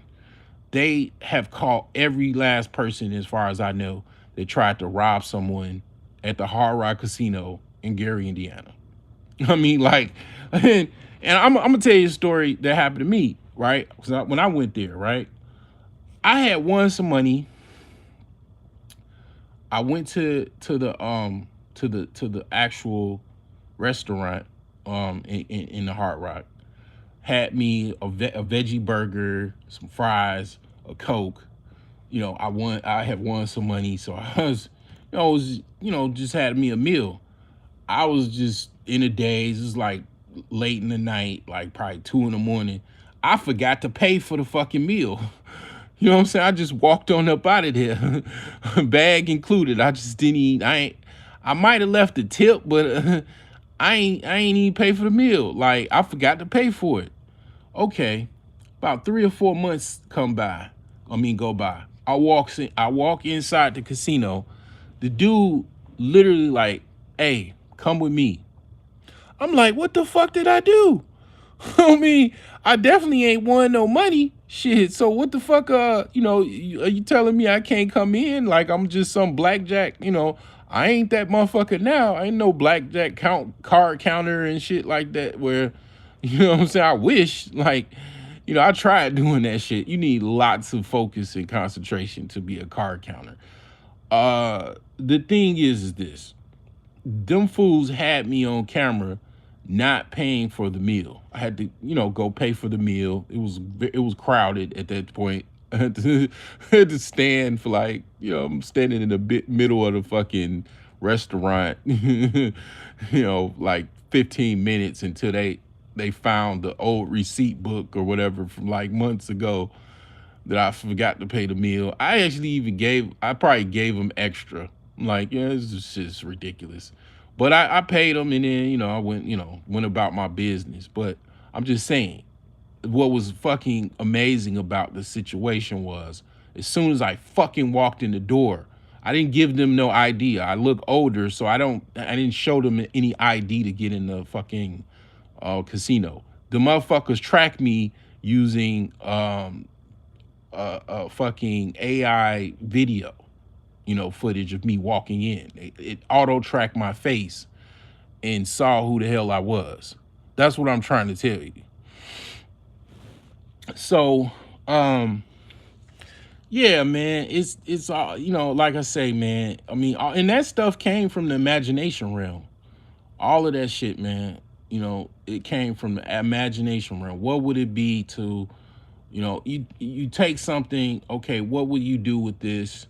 Then how can I make this a reality? What can I do, like, to make this actually? You write it down, you write a design, then you like, okay, you get some smart people to draw a mock up, then you take it and then try to, you know engineer it, get some pay some people to engineer like what, and then that those things cost a lot of money to do all of that, but that's what people do. They they come up with new ideas all the time. They knew, people file patents, all kind of stuff all the time, man, coming up with different ideas. That's one of the reasons why America is America, because it's came up with so many ideas and so many inventions, and a lot of those black people that get, don't like to point that out, but I definitely, definitely point that out. um I tried to invent something one time. You need a lot of money to file a patent. A lot of money. You need about 100 grand, 50 to 100 grand to file a patent, because it's not so much filing the patent. You need to engineer it. You need to create a prototype. It takes a lot of money to create a prototype, right? And to actually make it work. It's like you're trying to engineer something. What I was trying to invent was an actual it was an electronic device. So you gotta think, trying to create some new electronic device that device that does not exist. Just think about how hard that is, right? And you're not an electrical engineer, right? So you got to pay someone to actually do that, to actually create some type of prototype, some type of working prototype. And you don't know how long that's going to take. They might come out with the first version that it just blows up. And then the second version, okay, it catches on fire. It might take you 10 versions to get to the point where the actual device actually works. But the concept remains. I mean, the imagination realm. That's what turns everything into, that's what turns a desert into an oasis, right? Imagination. Money, helps. Like Dubai. Dubai turned the desert into a fucking oasis. It took them like about 40 years, 50, not about 50 years. They turned the desert into an oasis. A lot of oil money. I mean, obviously. But that's the imagination realm. And it's like, that's the secret. That's one of the, um, definitely a secret, Uh, so don't feel bad if you trying to imagination. You working, you going to work, and you not working, whatever the fuck the case is, and you you want to dream a little bit for better times. You want to dream, what would it take, what would it be like if I had a totally different reality. What I'm saying? Like, you need that. That's essential. That's essential for you to continue on. That's essential for you to carry on, like to get you through the next day to the next day. That, what would it be if it be like this? Like I say, 5 years ago, I can go 10 years ago. What was life for me like 10 years ago? A lot of people don't, they're embarrassed. They don't want to tell you these things because they're embarrassed, or they people have a big ego. you know Here's the thing, like, the reason why I use this thumbnail, Kobe had confidence because he worked on his game. So by the time because he learned that from Michael Jordan. Michael Jordan was like one of his biggest mentors. And he would work so hard in practice and work on his game that by the time he actually played, it came natural to him. It was automatic. He was on. Like, once the game started, he was already ready to go. So his confidence level was amazing because he already was prepared to actually do what he wanted to do, what he needed to do. By the time the game started. So it's like, the thing is this, right? Um, that imagination, your imagination is something that you may or may not need, depending on, like, let's just imagine you already got to the point where you're talking about, where you already got 5 million in the bank.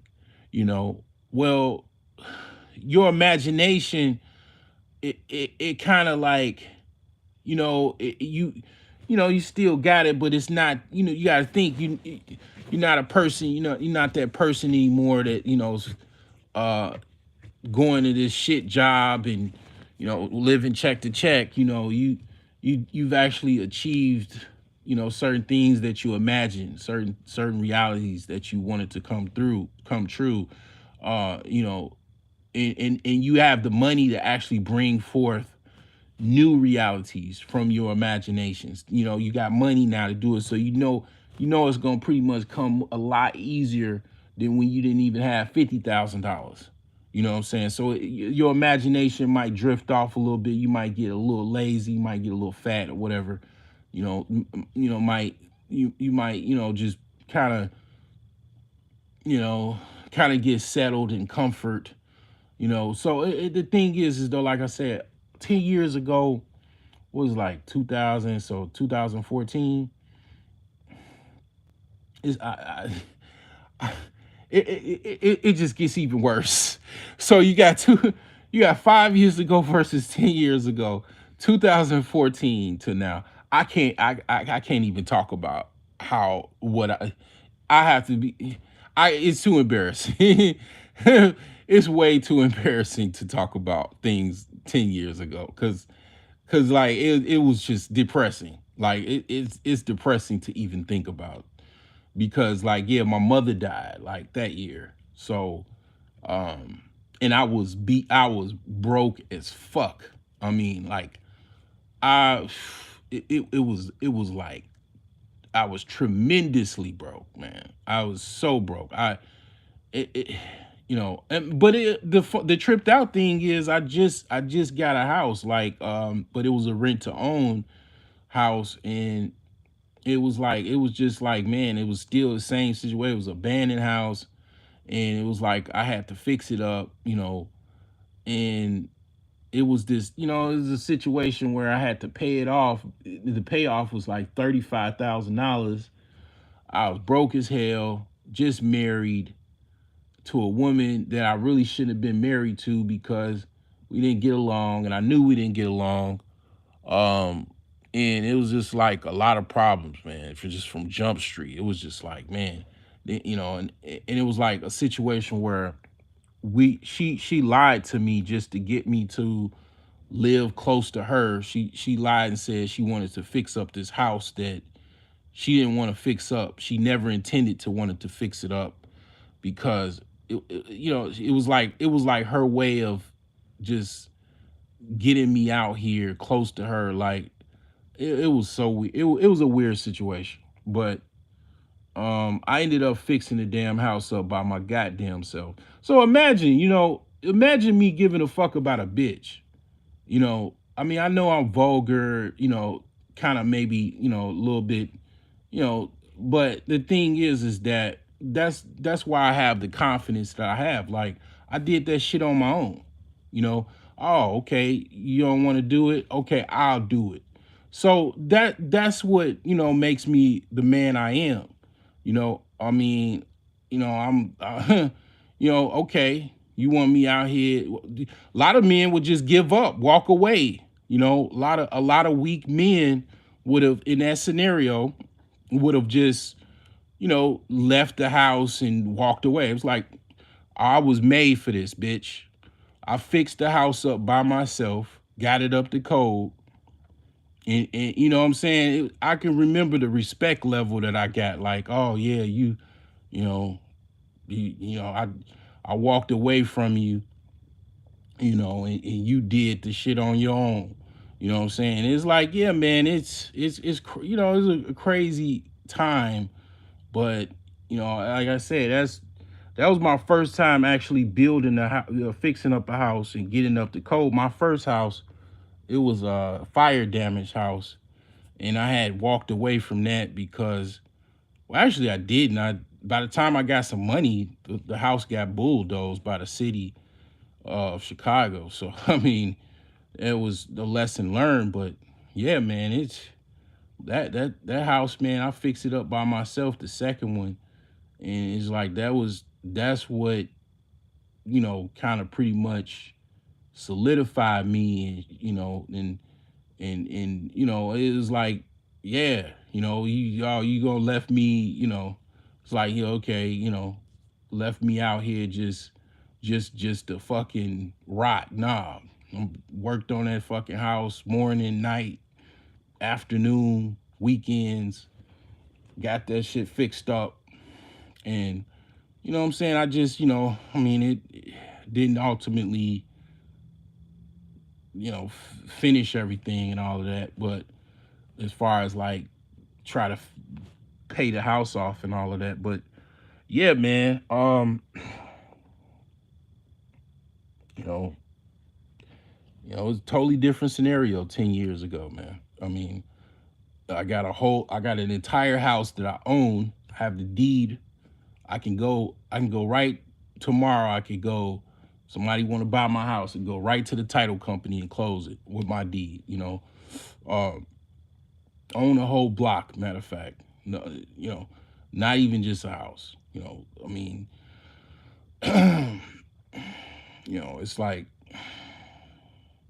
man, I mean, that's why I'm the person I am. That's why I talk with the confidence I talk. I've been through a lot of fucking tripped out, crazy scenarios and situations, man, and I found a way to overcome those situations. And it's a lot better that I can do. It's a lot of room for improvement still. And it's like, man, it's a tripped out thing, man. I don't delete no videos as far as anything I do with my house, any pictures. I don't delete anything. It's like I look at my kids, like all my children. I don't delete none of the videos, none of the pictures, and I keep them. Keepsakes, right? That's how my house. Like I don't delete anything. All of my videos and stuff I take. So after everything is done, I'll just roll it into one major video, and just to show the progress. So, but a lot of times what people do is like, they'll be like, yeah, you ain't doing shit. They ain't nothing. That old dusty old house. Oh, Gary's a shithole. But I mean, okay, I mean, it's like this, like, I get it. Some people are doing exceptionally well. Some people are very, very wealthy. But the thing is this. This is my truth. This is my story. This is my experience. And I did it without anyone, hardly at all, like no one. I mean, it's like basically this is the culmination of what I've done. And it's a lot. It's a lot to me, you know. I mean, with no banks, no, I just started getting credit like 6 months ago. And then when I say credit, I'm not like no big amounts, like less than $6,000 in credit lines. Like, uh, and I use most of that to get stuff for my house, like kitchen sinks, building material equipment, flooring, tools. You know what I'm saying? Like I use that credit to, and also I got credit to get flooring and stuff like that. So it's like, man, I mean, I did most of this with just my own cash, my own money from my own work, that I've done. Like I've yet to get a home loan or a rehab loan and stuff like that. A lot of those loans, they have all these red tapes. You can't even hardly get a loan. Like you get a student loan easy, right? You can't hardly get a personal loan or business loan. It's very, very difficult to get those. It's difficult to get home loans. You got to think about that. Why is that the case? Why is it easy to get student loans, auto loans, but business loans and real estate loans are hard to get or harder to get? Why is that? You know, so Yeah, that's something to think about, right?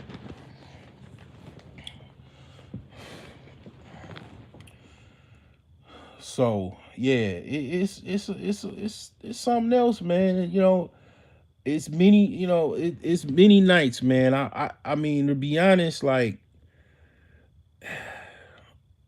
you know, I definitely wanted more. I'm not gonna say I didn't want more. I didn't want a better reality. I definitely, I definitely, you know what I'm saying, like I still haven't fulfilled my dreams from high school. Like it's a particular place that I want to live, you know, and you know, that's you know, it's like, okay, it's a place where I want to live or whatever. Not any particular house, but it's an actual place that I want to live. And you know, it's like, yeah, that's what I wanted to go since I've been in high school. And I you know, I still have that as a goal. You know, that's like a over 20-year goal. I don't even know why it took so long, to be honest. I mean, I've had my share of ups and downs, but you know, you know, it's like basically my sensei. I don't know if he still lives there. My sensei, he used to live there. But I'm not gonna tell. I'm not gonna say anything. So I don't want things that I say. Like next thing you know, the price go up. If I go talk about Lamborghinis, the price of Lamborghinis go up. You know what I'm saying? So I'm not about to say anything about what I want. I don't even want. Like I ain't even talking about anything that's on my list or whatever of what I want and all of that, my goals, ambitions, and shit. Because next thing you know, you start talking about your goals and ambitions. People that have money, they'll go and buy your goals and ambitions and drive the price up. You know what I'm saying? Like I ain't gonna lie. Like I went online, I went on live.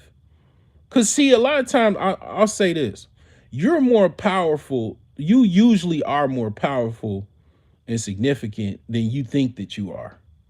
A lot of times, some people may be overvaluing themselves or over, you know, significant, you know, thinking they're more significant than what they are. But sometimes you may be, a lot of times you might be undervaluing yourself, undervaluing your influence and stuff like that and whatnot. Like I remember I went live, right? And I talked about a particular stock that I'm not gonna mention that next thing you know, the next day the stock went bankrupt. And I was like, you know what? That's the first and the fucking last time that I'm going to recommend a stock that I own because I think I definitely got rich enemies. I definitely believe I have rich people that, you know, have clusters of other rich people that you know trying to destroy my dreams and goals, like, or trying to make, you know, make my life harder than what it is. I definitely do believe that. Because like, and I know I you know I'm pretty sure, man, you know, there's some hedge fund motherfuckers that follow me or some shit, some billionaires possibly.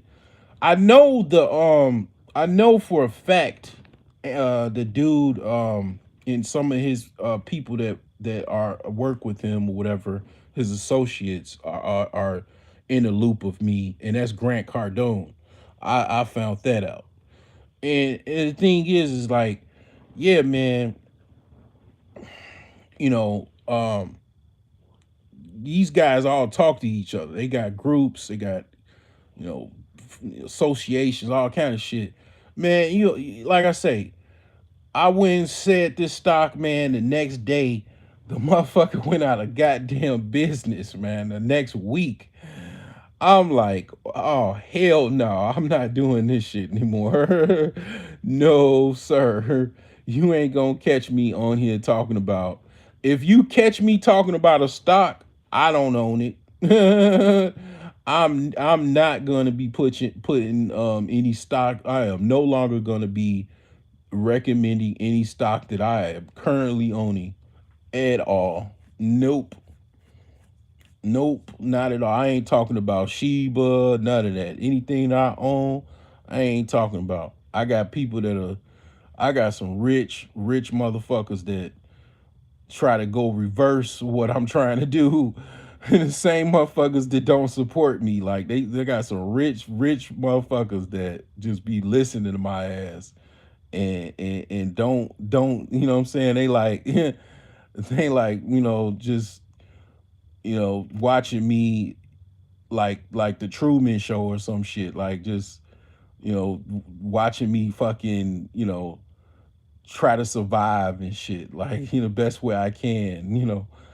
It's weird, man. And these are the same people that it's just the same shit. You don't know, you never know who's watching you. You know what I'm saying? Like they have the ability. It's people that watch you, and they have the ability to change your life. Like it's people. It's rich. Like let's say I'm just off base, right? Or let's say I'm not. If I'm not, the people that watch me, that if I'm right, the people, very wealthy people, I know people that are rich. I know people personally that I've grew up with that are millionaires. That went to the NBA or NFL or whatever. Like the thing is this. I know, like say if I'm right, the people that are hate watching me or whatever. I'm not saying all of them hate watch me or whatever. They have the ability to go on my store. I have all my items, all most of my items that are in stock is unlimited. Like it's no, I don't keep any track of stock, right? Um and I suggest people to not, if you do have an e-commerce website, don't have stock, because like don't track your stock. Like, um because the reason why is, okay, who gives a fuck if you run out? You can back order that shit, and just all you got to do is send an email out and tell people how long it's going to be until they get their merchandise. you know Now you can do whatever you want to with your business, but I don't, on my items, I don't have any stock.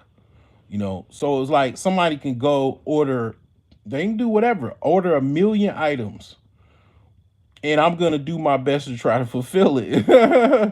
I swear to God, I would. Now that would, okay. Like we talking about imagination. That's actually could be a reality. Okay, you go on alsherbs.com. You order 1 million sex guides. You just put one, you know, one 7 zeros. Okay, I got so many millions of dollars in my PayPal account now. If that goes through, PayPal probably would block it. I don't know, because you I don't know. I don't know how that works, but basically PayPal. I remember with PayPal, I tried to buy a car, and it was like 4 grand. It was back in like, what was this, 2012, and it was like I was impatient at the time. My head wasn't really in the right space, and I didn't know. All I had to do was just call PayPal and get an authorization. Needs to say, it's just like, yeah, I couldn't even do a transaction for 4 grand with my PayPal debit card. So I don't know how that would work, but let's just say it works, right? $1 million, a million or million. You buy 1 million sex guides from alsherbs.com. You know, they have the ability to do that. Just buy 1 million. Why would they do that? I don't know. I mean, it could buy 10,000 of them, 1,000, right, or whatever. But yeah, it's gonna take me a long time to fulfill that order. But what I'm gonna do, because I do have a business mind, um, basically that would, just like my first customer, one of my first customers from my store, they actually, that's kind of what they, well, not what they did, but someone ordered one of each items out of my store. And I really, to be honest, at that time, I didn't have everything in stock. I just send the guy email. I used that money that he paid me for to order everything I needed. It literally self-funded my store. And what I would do if I had that big of an order, I mean, millions of dollars, basically what I would do is hire a bunch of people immediately. I would immediately like probably order equipment. I would order all the herbs that I need, you know, because I know everything that I need, and I would just basically start a massive production project,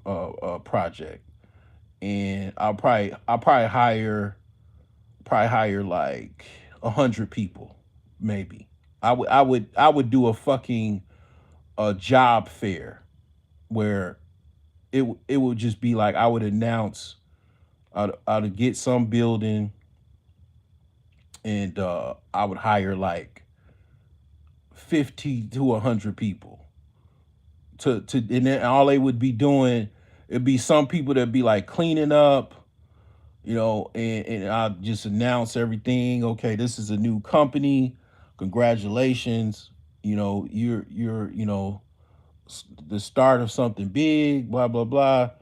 And I would, I'll try to make sure everything is needed for the new warehouse or whatever. And basically I have to do everything manual from start. Just have everybody at a table making herbs all day. And that's what they'll be doing. They'll be getting paid. They'll get like, $15 an hour, $18 an hour, something like that. And I'd have to do everything on the fly. I'd have to order vending machines for the break room. I had to, make sure everything is going properly. Bathrooms and everything, everything proper, and basically fulfill that order. It's a million sex gods. You just got to break it down. Uh, you could get a capsule maker. It's like 500 capsules. You just have to break it down like that. You got 1,000 capsule machine. All kind of, you just have to hire a bunch of people to make all of it, and then you get the herbs. You got to buy like all kinds of herbs, and they would have to mix all of it up and just make it, and get a bunch of packaging. It's not that difficult once you break everything down. Once you got the money, because a lot of times what happens with business is you don't have the money. The biggest thing to overcome mostly in business is not having the money. Well, if you got a million orders, you got the money to get everything done. Everything, like I can literally, after the dust settles, okay, you got these employees. All right, now this time for you to actually have a production, an actual herb. I'd have an herb production line. Like I'd have machines. It's not just like people sitting at a table. It'll be actual machines processing capsules. A capsule machine, right?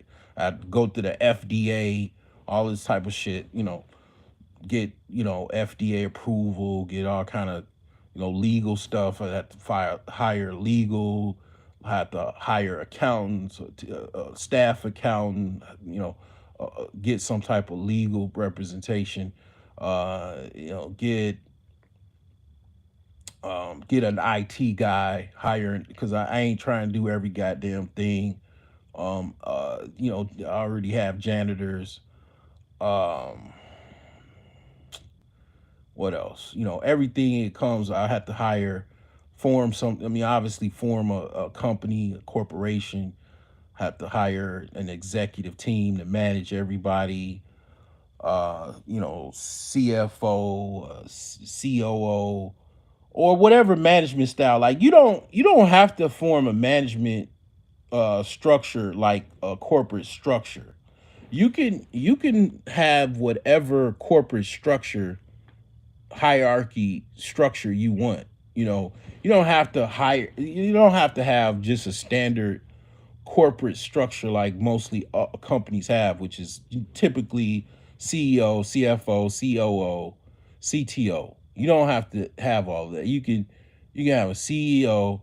You can have the directors. You can have like maybe whatever, a CFO just only, or you know you could design it however you see fit, and you can add people like this is the we still talking about the imagination realm, but this is what people don't know about companies and corporations. You can make things up as you go. A company has the ability to close out a position and create a new position anytime they want. They have the money, they have the means to do it, right? So you can form your actual corporate body however you want it to be, right? So yeah, you can do all of that. Get whoever you need for management, chief of staff, or whatever you want to, however you want to design your hierarchy tree according to your needs. And just basically do everything formally. After a couple years, you will have you have a warehouse. You have enough money to probably sustain yourself for a few years. Now you got enough to get packaging, proper bottling, proper everything. You got enough money to actually manufacture. Now you get you a sales team. You get a sales team to actually go out and look, for make leads to try to get the product in stores, make deals with Walmart, Vitamin Shop, so on and so forth. Get the product in gas stations. Because basically I'm selling gas station pills. Sex God is is I got gas station pills. You know what I'm saying? I even have the packaging to go do that. To get all I got to do is just put it in a big ass capsule. All the gas station pill is what I sell with Sex God. Let me put that in my well I can't chat. I don't think I can chat. Let me see if I can chat. No, I don't think I can chat. Let me see here. No, I can't chat on here. But anyway, um, it's just yeah, it's just basically the gas station pill is just big ass pill. Basically, it's like that's what I sell, and it's not no all I had to do is just put it in a big ass pill and then package it, and then be in all the gas stations in America. Like see, that's this is like kind of helpful. You know what I'm saying? Because I've already kind of worked all of this things out. But that's the thing. What I'm saying, these rich people, man, they have the ability to do all of that shit, man. They just like watching you like a crystal ball and shit, like just watching your ass, just just just laughing at you and shit. It's like, man, I don't give a fuck, man. Eventually, things will transpire. I believe things will transpire. Things will scale. Things will go the way it's gonna go. And it's like you obviously in this stage in life, a lot of times, you women don't believe in you. They think you're dusty. They think you're gonna be dusty forever. It's like, bitch, I know how to fucking shine up and clean up. I got a house that's over 100 years old. Of course I'm dusty. You know what I'm saying? This house was abandoned for 20 years. It's got dust, nothing but dust. I mean, I've been every day. My job is I have to clean up dust. You know what I'm saying? I've gotten so much dust out of my basement. It's crazy because most of the basement was just like they were using the basement to store dirt and shit. Like they built out the basement, I believe, to make it a actual basement. I believe it was just before. I think it was maybe a crawl space. I don't know, but the thing is that, man, you know, I'm not worried about none of that shit, man. Um, it's a lot of people, man. It went from ashy to classy, man. I mean, yeah, dusty to all of that type of stuff, man. it's it's like being in the trenches, man. Once you get out of the trenches, you know, you know, you clean up, man. I'm in war, motherfucker. It's war. I'm at war, man. I'm still in the trenches, man. I'm fighting, man. These guns going off. When I first moved in Gary, Indiana, in like 2021, man, it was so many gunshots. It was crazy, man. And then, I definitely call the police. At one point I got good at spotting where the gunshots were, and I noticed it was like in a particular location, and I don't know, but the thing is that it's not that many gunshots is what I noticed. It's not that many. It's like it's sporadically it is, but it's not as many as I used to hear. Um, when I first moved in this house, so yeah, I mean, the thing is that a lot of these people's they got new neighbors. They're gonna have new neighbors in Gary, and a lot of new people, and people not gonna tolerate that shit, man. People not gonna tolerate all that gunshots and shit. Police, they gonna come. These people people are getting locked up, and a lot of people got locked up, man. They locking a lot of people up. um you know, Indiana, Gary might be Democratic, but Indiana is predominantly Republican, very Republican, very tough on crime. They don't play about crime, and they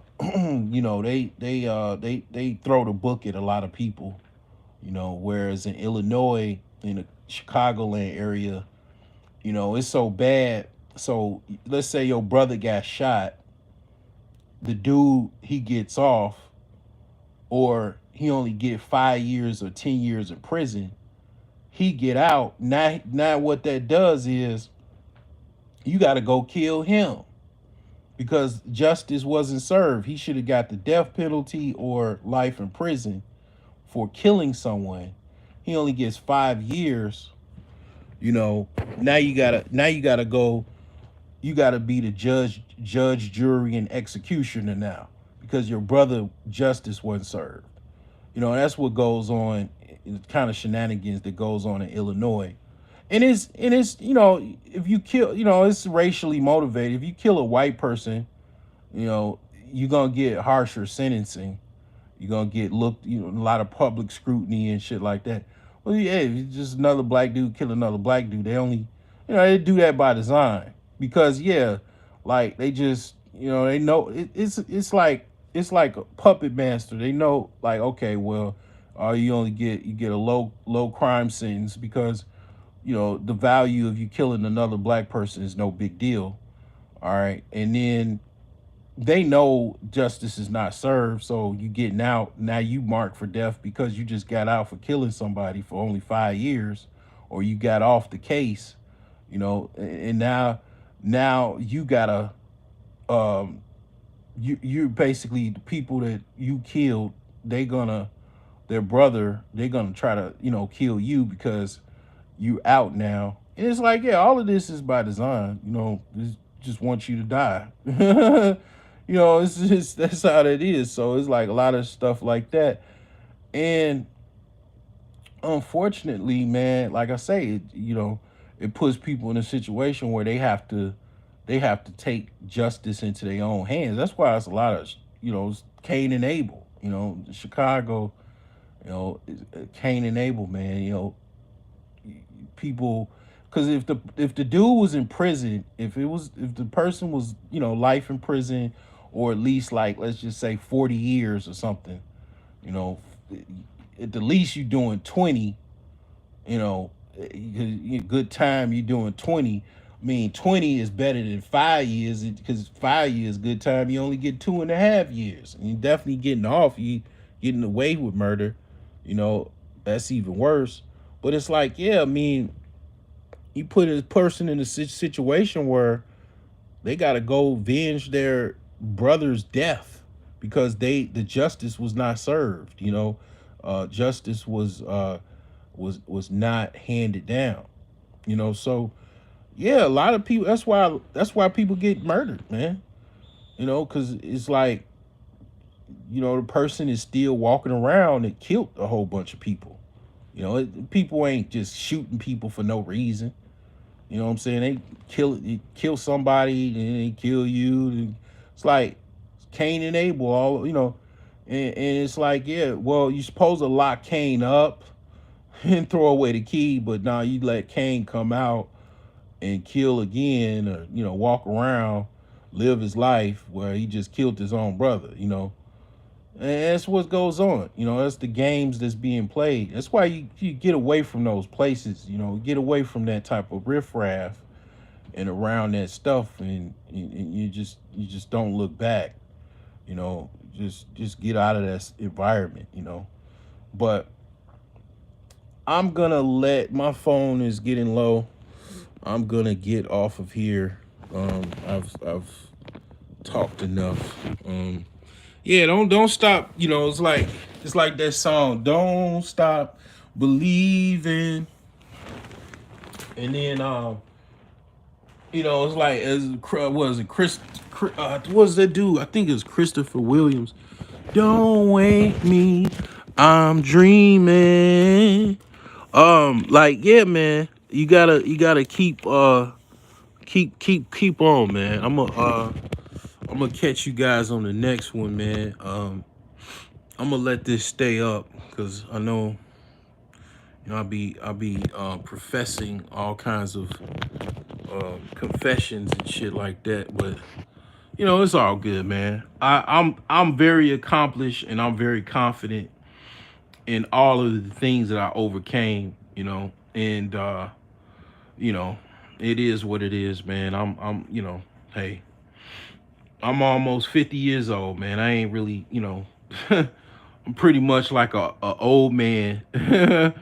I ain't got my ego is pretty much, in check, man. I ain't got nothing to be ashamed about for the most part, man. You know, it is what it is, man. It's life, man.